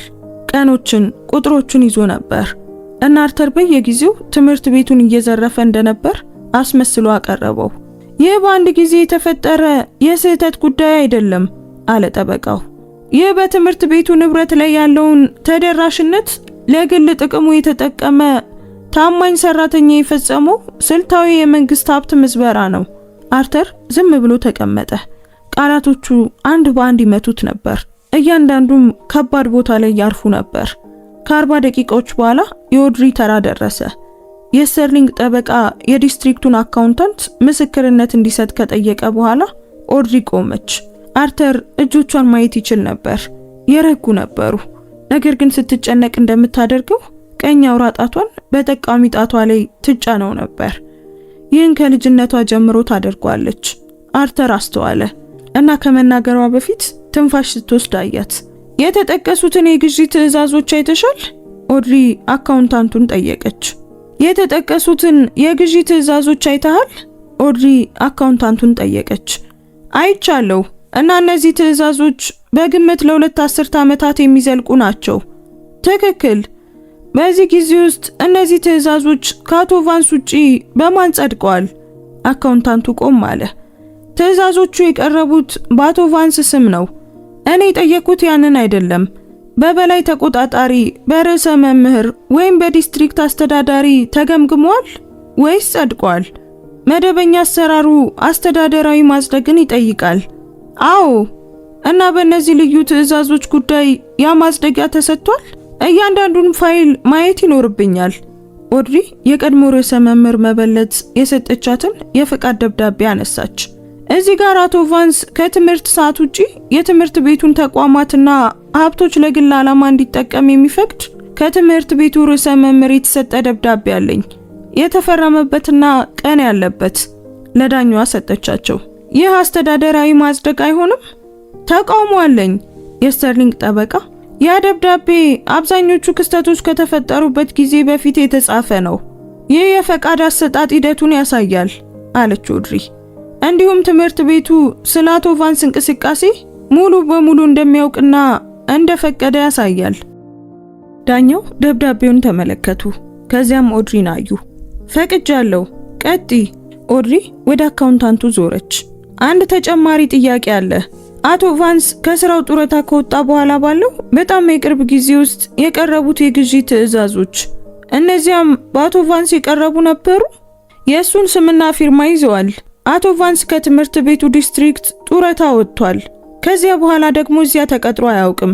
ታዲያ አንድ ጡረተኛ ሰራተኛ እንዴት የግዢ ትዕዛዞችን ሊያቀርብ ይችላል? አካውንታንቱ አፉን ከፈተና መልሶ ዘጋው። ሌላ ጥያቄ የለኝም አለች ኦድሪ። ተቀመጠች። አርተር ተመለከታት። እሷ ወደ ኋላ አላየችም። ነገር ግን ቀኝ አውራ ጣቷን መጫኗን አቁማ ነበር። ዳኛዋ ምስክሮችን ጠሩ። ኦድሪ ዝርዝር ነበራት። ጎረቤቱ መጀመሪያ ወጣች። በፍርድ ቤቱ ፊት ለፊት የቤተ ክርስቲያን ልብሷን ለብሳ ቆመችና በግልጽ ተናገረች። አርተር በአብዛኛው የአዋቂነት እድሜ ላይ ጎረቤቴ ነበር። ያ ሰው በመንገዳችን ላይ የተበላሸውን ሁሉ ጠግኗል። የበረንዳዬን እጀታ፣ የኩሽኔን ቧንቧ፣ የጋርሲያ ቤተሰብን የጓሮ አጥር ከማንም አንድም ሳንቲም ጠይቆ አያውቅም። እኔ ከማውቃቸው ሰዎች ሁሉ እሱ በጣም ታማኝ ሰው ነው። የቀድሞ ተማሪ ቀጥሎ መጣች። አሁን በ30ዎቹ እድሜ ውስጥ ያለች ሴት። በ3ኛ ክፍል ሳለው የቦርሳዬ ማሰሪያ ተበጠሰ። አዲስ ለመግዛት አቅም አልነበረንም። አቶ ቫንስ በቁራጭ ሌዘርና በችንካር ጠገነው። በሚቀጥለው ሳምንት ደግሞ ተበጠሰ። እሱም እንደገና ጠገነው። ይህ ለሙሉ የትምህርት ዘመኑ ቀጠለ። በየሰኞ ጧት ቦርሳዬ ከቁም ሳጥኑ ውጪ ባለው መንጠቆ ላይ ማሰሪያው ላይ ተጠግኖ ሊወሰድ ተዘጋጅቶ ይጠብቀኝ ነበር። ከመጀመሪያው ጊዜ በኋላ መጠየቅ እንኳን አያስፈልገኝም ነበር። በትምህርት ቤት ውስጥ ከ2 አስርት ዓመታት በላይ ያስተማሩ አንድ ጡረተኛ መምህር ቆመው እንዲህ አሉ። አርተር ቫንስ በየዓመቱ በገና ዋዜማ የበዓሉን ትርኢት ለማዘጋጀት፣ መብራቶችን ለመስቀል፣ መድረኩን ለመገንባት፣ የጀርባውን ቀለም ለመቀባት በትምህርት ቤት ውስጥ ይቆይ ነበር። ይህን ያደረገው በጀቱ ለዝግጅት ባለሙያዎች ስለማይበቃ ነው። እና አርተር ልጆቹ እውነተኛ መድረክ ይገባቸዋል ይል ነበር። በየዓመቱ በገዛ ትርፍ ሰዓቱ ያደርገው ነበር እና ለዚህ ለትርፍ ሰዓት ክፍያ ወይም እውቅና ወይም ማንኛውንም ነገር ጠይቆ አያውቅም።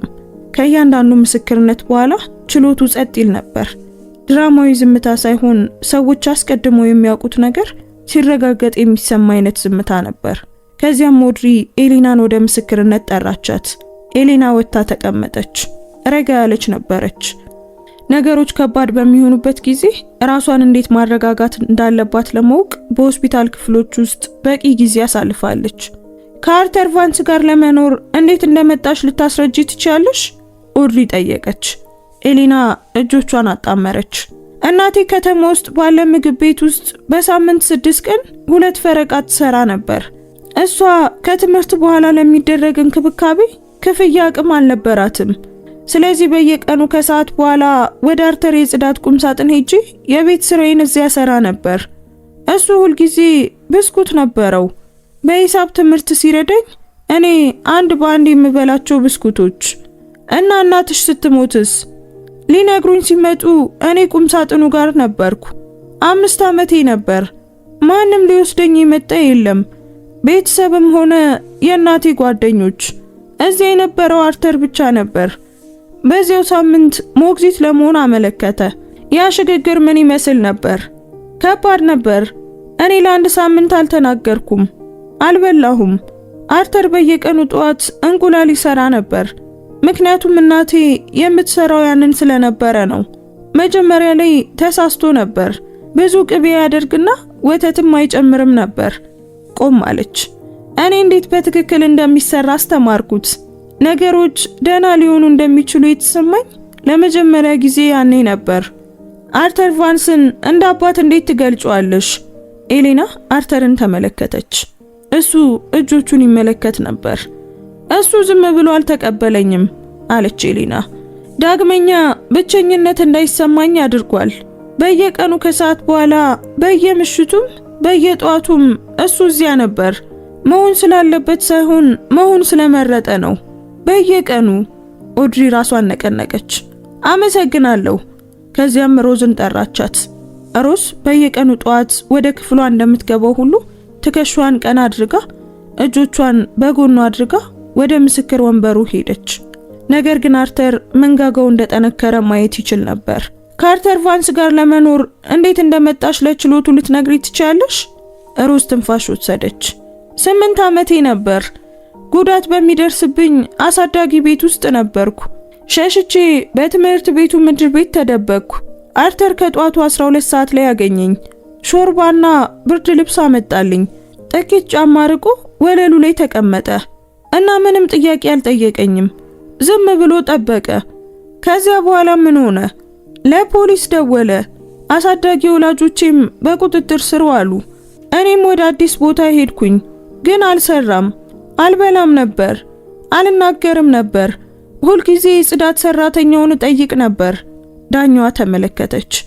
አርተርም ወደ ቤቱ ወሰደኝ። ለ2 ሳምንት ያህል አልተናገርኩም ነበር። እሱም እንድናገር አልገፋፋኝም። ምግብ ያዘጋጅልኝ፣ ልብሶቼንም ያጥብልኝ ነበር። እንዲሁም ጨለማ እንደምፈራ ስለተረዳ የኮሪደሩን መብራት አብርቶ ይተወው ነበር። ከዚያስ በአንድ ጧት ኩሽና ገብቼ ለዘላለም መቆየት እችል እንደሆነ ጠየቅኩት። እሱም አዎ አለኝ። የሮዝ ድምፅ የረጋ ነበር፣ ነገር ግን አይኖቿ ያበሩ ነበር። ደህና ነሽ ወይ ብሎ የጠየቀኝና መልሱን በትክክል የጠበቀው የመጀመሪያው አዋቂ እሱ ነበር። ኦድሪ ዝምታው ለጥቂት ጊዜ በክፍል ውስጥ እንዲቆይ አደረገች። ከዚያም ፎልደሮቿን ከፈተች። ክቡር ዳኛ፣ ለዚህ ቅሬታ መሰረት ስለሆኑት የግዢ ትዕዛዞች ማስረጃ ማቅረብ እፈልጋለሁ። እያንዳንዱን ነጥብ በነጥብ ዘረዘረች። በአንድ በኩል የአርተር የጥቅል ደብተሮች፣ በሌላ በኩል የዲስትሪክቱ የግዢ ትዕዛዞች። የቀደሙት መዝገቦች በትክክል እንደሚገጥሙ አሳየች። ከዚያም ስተርሊንግ ስራውን ሲረከብ ልዩነቱ መጀመሩን አሳየች። የተጋነኑትን ቁጥሮች አሳየች። በአርተር ደብተር ላይ 12 ጋሎን ወለል መወልወያ ታዟል። በዲስትሪክቱ ፋይሎች ላይ ግን 30 ይላል። 4 ባላስቶች ተቀይረዋል። በወረቀት ላይ 18 ይላሉ። የግሬፊልድ ግንኙነቶችን አቀረበች። ይህም በስተርሊንግ አማች ስም የተመዘገበ የይስሙላ ኩባንያ የሆነው ነው። እያንዳንዱ የተጋነነ ትዕዛዝ በግሬፊልድ አማካኝነት ከገበያ ዋጋ በጣም በላይ በሆነ ዋጋ ተፈጽሟል። አርተር ጡረታ ከወጣ በኋላ ያሉትን የግዢ ትዕዛዞች አሳየች። የሱን ስም የያዙና የሱ ያልሆነ ፊርማ ያለባቸው ትዕዛዞች፣ እንዲሁም የሮዝን ፎቶግራፍ አሳየች። የሚፈራርሱትን ኮሪደሮች፣ የተበላሹትን ማሞቂያዎች፣ የተጨናነቁትን የእሳት መውጫዎች፣ በመቶ ሺዎች የሚቆጠር የጥገና ገንዘብ በወረቀት ላይ የተመደበና የጠፋበት ነገር ግን አንዳቸውም ለህንጻው ያልዋሉበት ትምህርት ቤት። በዚህ ጠረጴዛ ላይ የተቀመጠው ሰው አለች ኦድሪ ለ3 አስርት ዓመታት ያከናወነውን እያንዳንዱን ጥገናና ያዘዘውን እያንዳንዱን ቁሳቁስ በጽሁፍ መዝግቧል። እነዚያ መዝገቦች ጥንቁቅ፣ ወጥና ሊረጋገጡ የሚችሉ ናቸው።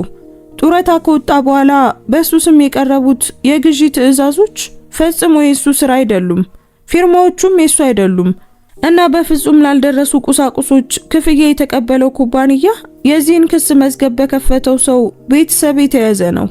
ቆም አለች። አርተር ቫንስ ከዚህ ትምህርት ቤት አልሰረቀም፣ እሱ እንዳይፈርስ አድርጎ አቆይቶታል። ዳኛዋ ኦድሪን ተመለከቱ። ከዚያም ቀና ሳይል ማስታወሻ ሲጽፍ የነበረውን የስተርሊንግ ጠበቃን አዩ። አቶ ቫንስ አሉ ዳኛዋ፣ መግለጫ መስጠት ትፈልጋለህ? አርተር ቆመ። ኦድሪ እጁን ነካችው። እሱም እጇን አንድ ጊዜ መታ አድርጎ ወደፊት ሄደ። በምስክርነት ወንበሩ ላይ ቆሞ ችሎቱን ተመለከተ። እነዚህ ሁሉ ፊቶች፣ አብሯቸው ይሰራ፣ አብሯቸው የኖረ፣ ነገሮችን የጠገነላቸው ሰዎች፣ ከፊት ረድፍ የተቀመጡ በ3 የተለያዩ ስሞች የሚጠሩ 3 ሴቶች እና ሁሉም አንድ አይነት ትርጉም ያላቸው። ክቡር ዳኛ አለ አርተር፣ እኔ ጠበቃ አይደለሁም፣ እኔ የጽዳት ሰራተኛ ነኝ። ለ3 አስርት ዓመታት ወለል ወልውያለሁ፣ ቧንቧዎችን ጠግኛለሁ፣ አምፖሎቹንም ቀይሬያለሁ እና ይህን በማድረጌ ኩራት ይሰማኝ ነበር። ቆም አለ። ችሎቱ ጸጥ አለ። ከዚያ ትምህርት ቤት ምንም ነገር አልሰረኩም። ያዘዝኩት ሁሉ ወደ ህንጻው ገብቷል። መዝገቦችን የያዝኩት ስራን በትክክል በመስራት ስለማምን ነው። እናም ስራን በትክክል ከሰሩ ማረጋገጥ መቻል አለቦት። ከመከላከያው አጥር በስተጀርባ ሴት ልጆቹ ተቀምጠውባቸው ወደ ነበሩት 3 ወንበሮች ተመለከተ።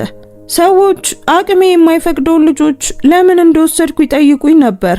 በቂ ገንዘብ፣ ቦታ ወይም ጊዜ እንደሌለኝ ይናገሩ ነበር። ስለ ሁሉም ነገር ትክክል ነበሩ። ከነዚህ ውስጥ አንዳቸውም አልነበሩኝም። ቀጥ ብሎ ቆመ። ነገር ግን ልጆችን ለማሳደግ ገንዘብ አያስፈልግም፣ መገኘት ያስፈልጋል። መገኘት አለብኝ። ለነዚያ ልጆች በየቀኑ ተገኝቻለሁ። ለዚያ ትምህርት ቤትም በየቀኑ ተገኝቻለሁ። እናም እዚህ ቆሜ ያንን ለሚጠይቀኝ ለማንኛውም ሰው እናገራለሁ። የፊቱን መከታ አጥብቆ ያዘ። የእጆቹ መገጣጠሚያዎች ነጡ። ደረቱ ላይ ትላንት ምሽት የተሰማው አይነት ጫና መጣ፣ ግን አሁን ይበልጥ ከብዶ ነበር። ጸጥ ብሎ ቆመ። የእይታው ዳርቻዎች ብዥ አሉ።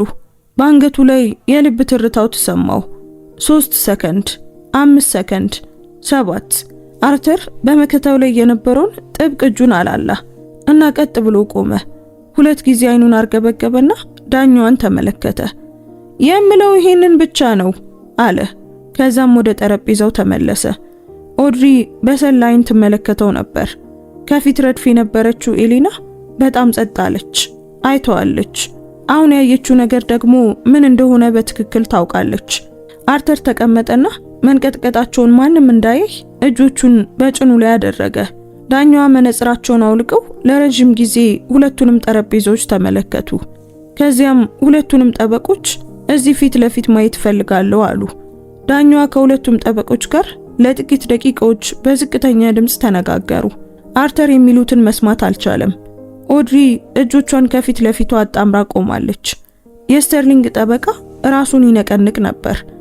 ወደ ጠረጴዛዎቻቸው ሲመለሱ ዳኛዋ ችሎቱን ተመለከቱ። የመዝጊያ ንግግሮችን ከመስማቴ በፊት ዛሬ የቀረቡት ማስረጃዎች ስለ ዲስትሪክቱ የፋይናንስ መዝገቦች ታማኝነት ከባድ ጥያቄዎችን እንደሚያስነሱ መግለጽ እፈልጋለሁ። በሁለቱም ወገኖች የቀረቡት ቁሳቁሶች ሁሉ ለገለልተኛ ግምገማ ተጠብቀው እንዲቆዩ አዝዣለሁ። የስተርሊንግን ጠበቃ ተመለከቱ። ቀጥል። የስተርሊንግ ጠበቃ ቆመ። የመዝጊያ ንግግሩ አጭር ነበር። የግዢ ትዕዛዝ ቁጥሮችን፣ የገንዘብ መጠኖችን፣ ተከታታይ ያለአግባብ መጠቀም ክሶችን ደጋገመ። ስለ ተመሰሉ ፊርማዎች፣ ስለ ግሬፊልድ ግንኙነት ወይም ስለ ፎቶግራፎቹ ምንም ነገር አላለም። ለ4 ደቂቃ ያህል ተናግሮ ተቀመጠ። አድሪ ቆመች። ማስታወሻ ይዛ አልወጣችም። ጧቱን ሙሉ ጠረጴዛው ላይ ነበሩ። ነገር ግን ጊዜው ሲደርስ እዚያው ትታቸው ወጣች። ክቡር ዳኛ አለች። ይህን ነገር ቀላል ላደርገው ነው፣ ምክንያቱም የምከላከልለት ሰው ቀላል ሰው ነው። እሱ እኔ እንዲህ እንድል ይፈልጋል፣ ራሱም ይለዋል። እሱ የጽዳት ሰራተኛ ነው፣ ነገሮችን ይጠግናል። ያ ነው ራሱን የሚገልጽበት መንገድና ያደረገውም ነገር ያንን ነው። ዳኛዋንም ሆነ ችሎቱን ማየት እንድትችል በትንሹ ዞር አለች። አርተር ቫንስ በጠቅላላው የሥራ ዘመኑ ወደ $400,000 የሚጠጋ ገቢ አግኝቷል። ለ3 አስርት ዓመታት ወለል በመወልወል ቧንቧዎችን በመጠገን አምፖሎችን በመቀየርና ጣሪያዎችን በመጠገን ያ ገንዘብ ከሞላ ጎደል በሙሉ በዓለም ላይ ሌላ ማንም የሌላቸውን 3 ልጆችን ለማሳደግ ውሏል። ቆም አለች። በጂምናዚየም ወለል ላይ በካርቶን ሳጥን ውስጥ ሕፃን አግኝቶ ወደ ቤቱ የወሰደ ሰው ነው። እናቷ የሞተችባትን የ5 ዓመት ሕፃን ተቀብሎ ዳግመኛ ብቸኝነት እንዳይሰማት ያደረገ፣ እጆቿ ላይ ጉዳት ያለባትን በምድር ቤት ውስጥ ተደብቃ የነበረችን ሕፃን አግኝቶ ቤተሰብ የሰጣት። ድምጿ የረጋ ነበር። የነበረው ባለ 2 መኝታ ቤት፣ የባስ ማሳለፊያ እና በጥቅል ደብተሮች የተሞላ ቁም ሳጥን ነው። የነበረውን ሁሉ ግን ሰጥቷል። እያንዳንዱን ዶላር፣ እያንዳንዱን ሰዓት፣ እያንዳንዱን ቅዳሜና እሁድ ኮሪደሮችን በመቀባትና ማሞቂያዎችን በመጠገን እና ለማንም በጀት ላልተመደበላቸው የትምህርት ቤት ትርኢቶች መድረኮችን በመገንባት አሳልፏል። ከጠረጴዛው ላይ አንዱን የአርተርን ደብተር አንስታ ወደ ላይ አሳየች። ይህ የ34 ዓመታት የታማኝነት ሥራ መዝገብ ነው። እያንዳንዱ በአርተር የገዛ እጅ ጽሑፍ የተጻፈ ነው። እያንዳንዱ ጥገና፣ እያንዳንዱ የቁሳቁስ ትዕዛዝ፣ እያንዳንዱ የተቀየረ አምፖል እዚህ ተመዝግቧል። እነዚህ ደብተሮች ለ2 አስርት ዓመታት ከዲስትሪክቱ መዝገቦች ጋር በትክክል ይገጥማሉ። ከዚያም አዲስ የበላይ ተቆጣጣሪ መጣ። እናም ቁጥሮቹ መጣጣም አቆሙ። ምክንያቱም አንድ ሰው መለወጥ ስለጀመረ ነው። ደብተሩን አስቀመጠች። አርተር ከጡረታ ከወጣ በኋላም በሱ ስም የቀረቡት የግዢ ትዕዛዞች ሐሰተኛ ናቸው። በፍጹም ላልደረሱ ቁሳቁሶች ክፍያ የተቀበለው ኩባንያ የበላይ ተቆጣጣሪው አማች ንብረት ነው። የህዝብ ትምህርት ቤትን ለመጠገን መዋል የነበረበት $340,000 ልጆች በተሰበሩ ማሞቂያዎች፣ በተሰነጣጠቁ የመታጠቢያ ገንዳዎች እና በተጨናነቁ የእሳት መውጫ ባሉባቸው ክፍሎች ውስጥ በሚቀመጡበት ትምህርት ቤት ይህንን ክስ በከፈተው ሰው ኪስ ውስጥ ገብቷል። ኦድሪ ዳኛዋን ተመለከተች። አርተር ቫንስ ከዚህ ትምህርት ቤት አልሰረቀም። ይልቁኑ የነበረውን ሁሉ ሰጥቶታል። የነበረውን ሁሉም ለኛ ሰጥቶናል። አቆመች። በአንዳንድ ዓመታት ያ የነበረው ነገር ከምንም ነገር የሚቀራረብ ነበር፣ ግን ደግሞ ሁልጊዜ የሚበቃ ነበር። ተቀመጠች። አርተር ከጠረጴዛው ስር እጁን አግኝቶ አንድ ጊዜ ስትጨምቀው ተሰማው። ችሎቱ ጸጥ አለ። ዳኛዋ መነጽራቸውን አውልቀው ጠረጴዛው ላይ ያስቀመጡ። ከፊት ለፊታቸው ያሉትን ወረቀቶች ለረጅም ጊዜ ተመለከቱ። በትምህርት ቤቱ ዲስትሪክትና በአርተር ቫንስ መካከል ባለው ጉዳይ አሉ፣ ክሱ ሙሉ በሙሉ ውድቅ ተደርጓል። አርተር አልተንቀሳቀሰም። በተጨማሪም አሉ ዳኛዋ፣ ላለፉት 3 የሂሳብ ዓመታት የትምህርት ቤቱ ዲስትሪክት ጥገና ሂሳብ ላይ አፋጣኝና ገለልተኛ ኦዲት እንዲደረግ አዝዣለሁ። ሁሉም የግዢ ትዕዛዞች፣ የአቅራቢዎች ውልና የክፍያ መዝገቦች ተጠብቀው እንዲቆዩና በ14 ቀናት ውስጥ ለኦዲተሮች እንዲቀርቡ አዝዣለሁ። በቀጥታ ስተርሊንግን ተመለከቱ። ይህ ፍርድ ቤት ከህዝብ ገንዘብ ጋር የተያያዘ ማንኛውንም የፋይናንስ ብልሹ አሰራር ማስረጃዎች በጥብቅ ይመለከታል። የስተርሊንግ ጠበቃ ወረቀቶቹን ሰበሰበ። ቀና አላለም። ስተርሊንግ ቆመ፣ ጃኬቱን ቆለፈ እና አንዲትም ቃል ሳይናገር ከችሎቱ ወጣ። አርተርን አላየውም፣ ማንንም አላየም። አርተር በመከላከያ ጠረጴዛው ላይ ተቀምጦ የእንጨቱን ቅርጽ ይመለከት ነበር። ኦድሪ እንደገና እጁን ጨመቀችው። አርተር አለች። አበቃ፣ አሸንፈናል። አንገቱን ነቀነቀ።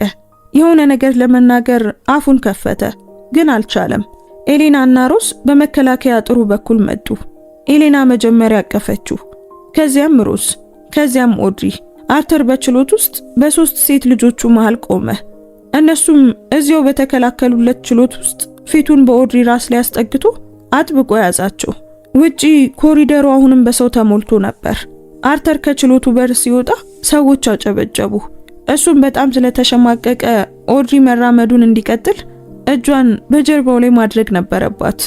ጎረቤቱ እጁን ያዘችው። ነግሬ ነበር፣ እንደሚያዩ ነግሬ ነበር። የምግብ ቤቱ አብሳይ እጁን ጨብጦ ፓንኬኩ በዚህ እሁድ በእኔ ግብዣ ነው፣ አራታችሁም ኑ።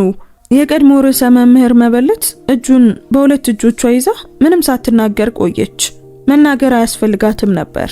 አርተር በህዝቡ መሃል ሁልጊዜ በዓለም ውስጥ እንደሚንቀሳቀስበት መንገድ አለፈ። ዝም ብሎ በትንሹ ጎንበስ ብሎ ለሚሰጠው ትኩረት ምን ማድረግ እንዳለበት ሳይረዳ በፍርድ ቤቱ ደረጃዎች ላይ ቆሞ ወደ ህንጻው መለስ ብሎ ተመለከተ። ያ ሁሉ ጊዜ አለ በቀስታ፣ ለራሴ ስል ፍርድ ቤት ስገባ ይሄ መጀመሪያዬ ነው። ኦድሪ ሰማችሁ። እዚያ ውስጥ ጥሩ አድርገሃል። እኔ ምንም አላደረኩም። አይ አድርገሃል፣ ሁሉንም ነገር አድርገሃል አርተር። ከረጅም ጊዜ በፊት የዛሬው ዝም ብሎ የወረቀት ስራ ነበር። በአንድ ሳምንት ጊዜ ውስጥ ስተርሊንግ ያለ ደሞዝ ከስራ ታገደ። ዲስትሪክቱ ምርመራ ማድረጉን አሳወቀ። በአንድ ወር ውስጥ ኦዲቱ ኦድሪ ፍርድ ቤት ውስጥ ያቀረበችውን ነገር አረጋገጠ። በስተርሊንግ በኩል በተመራ የይስሙላ ኩባንያ አማካኝነት $340,000 በላይ የተጋነነ የግዢ ትዕዛዝ ወጪ ተደርጓል። በካውንቲው አቃቢ ሕግ የወንጀል ክስ ተመሰረተ። የስተርሊንግ አማች ለምርመራው ትብብር አደረገ። አርተር ዜናውን ከኩሽና ጠረጴዛው ይከታተል ነበር።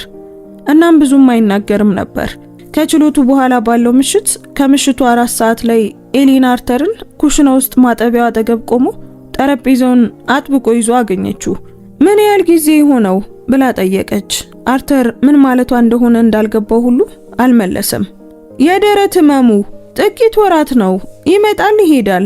አርተር ዞር አለ። ኤሊና በበሩ ላይ ቆማ እጆቿን አጣምራ የነርስ ፊቷን እያሳየችው ነበር። ለማይረባ ነገር ቦታ የማይሰጠውን ፊት። ስንት ጊዜ ተሰምቷል? 4 ምናልባትም 5 ጊዜ። ምን ያህል ይቆያል? 10-15 ሰከንድ። ትንፋሽ ማጠር አለ? አንዳንድ ጊዜ። ማዞርስ?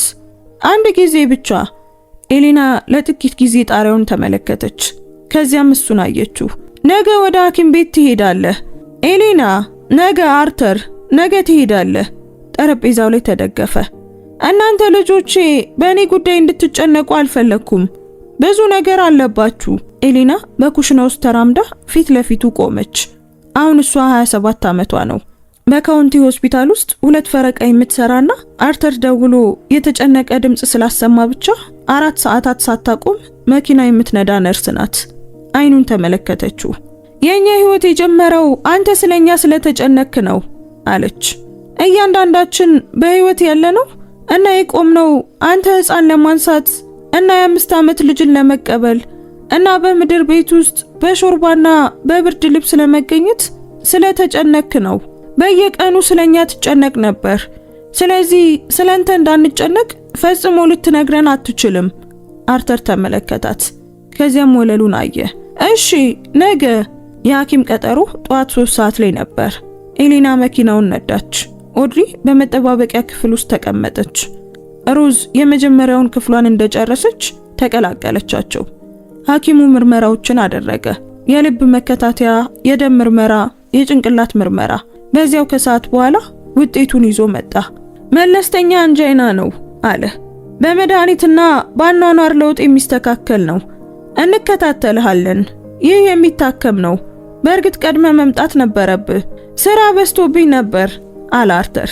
ሐኪሙ በምርመራ ክፍሉ ግድግዳ አጠገብ ተሰልፈው የተቀመጡትን 3 ሴቶች ተመለከተ። ምን በመስራት? ግትር በመሆን ነው አለች ኤሊና። አርተር መድኃኒቱን ተቀበለ። ለተከታታይ ክትትሎች ለመምጣትም ተስማማ።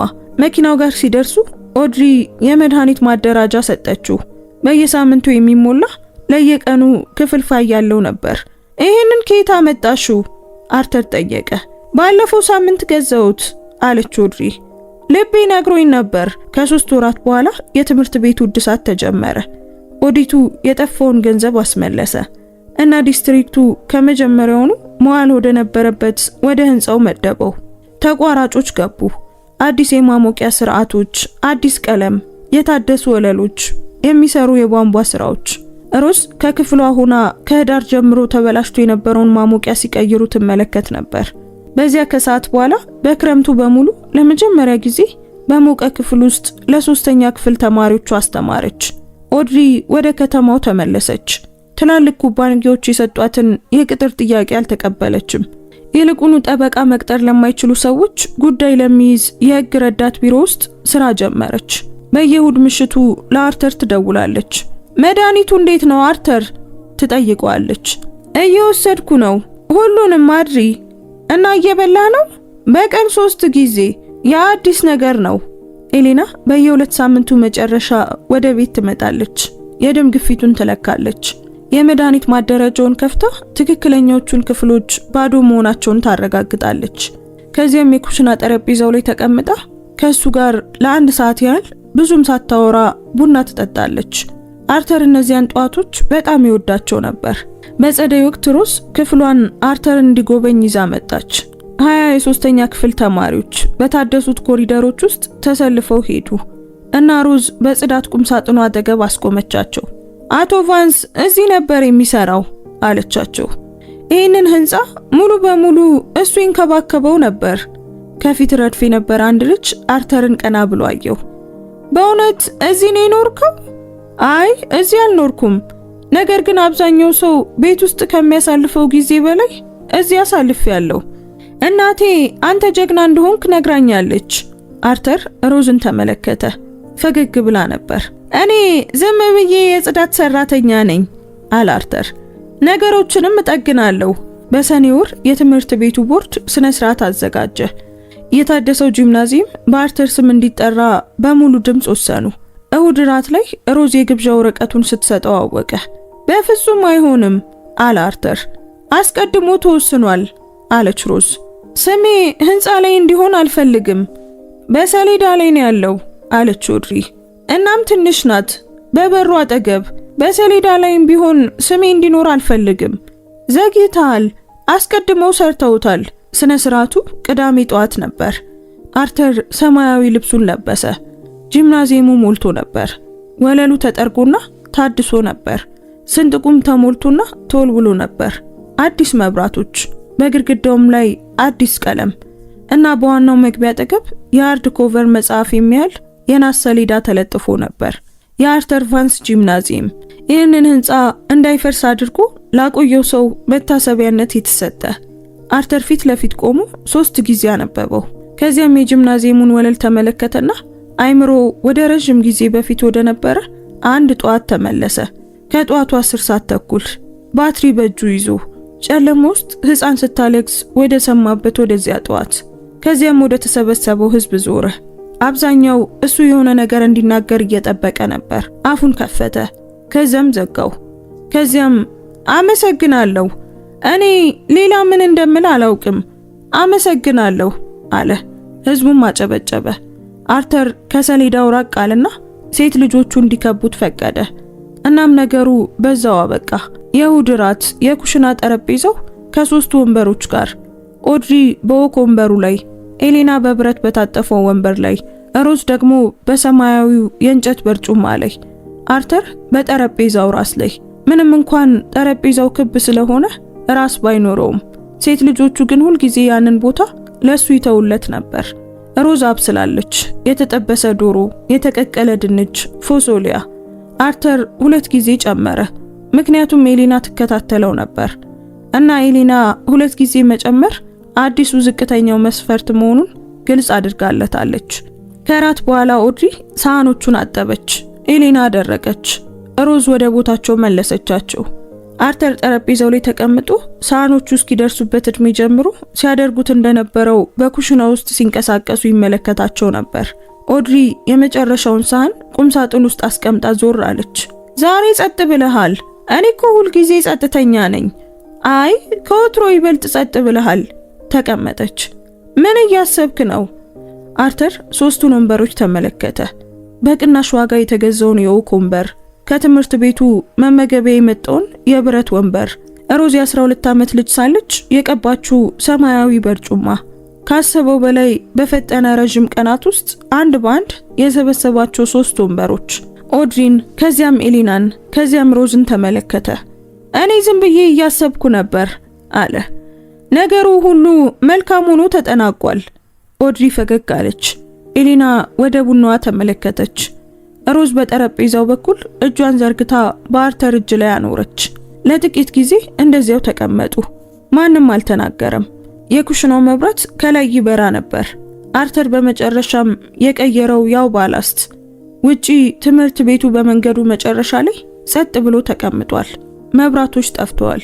የናስ ሰሌዳዋ የመጨረሻዋን የምሽት ፀሐይ ብርሃን ታንጸባርቃለች። ውድ ቤተሰቦቻችን የዛሬው ታሪካችን በዚሁ ተጠናቋል። እስኪ ታሪኩን እንዴት አገኛችሁት? ወደዳችሁት? ምንስ ተማራችሁበት? እስኪ በዚህ ታሪክ ውስጥ የናንተ ተወዳጅ የናንተ ጀግና ማን ነበር?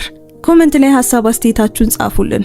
የጽዳት ሰራተኛው አርተር፣ ትንሿ ጠበቃ ኦድሪ፣ አስተማሪዋ ሮዝ ወይስ ነርሷ ኤሊና? እዚህ ድረስ ካያችሁትና ከጨረሳችሁትም ጨርሻለሁ ያላችሁ ጻፉልን። አንዲት የደግነት ተግባር የሰውን ልጅ ህይወት ትቀይራለች ብላችሁ የምታምኑ ከሆነ ላይክ እና ሼር በማድረግ ለብዙ ሰዎች እንዲደርስ አድርጉት።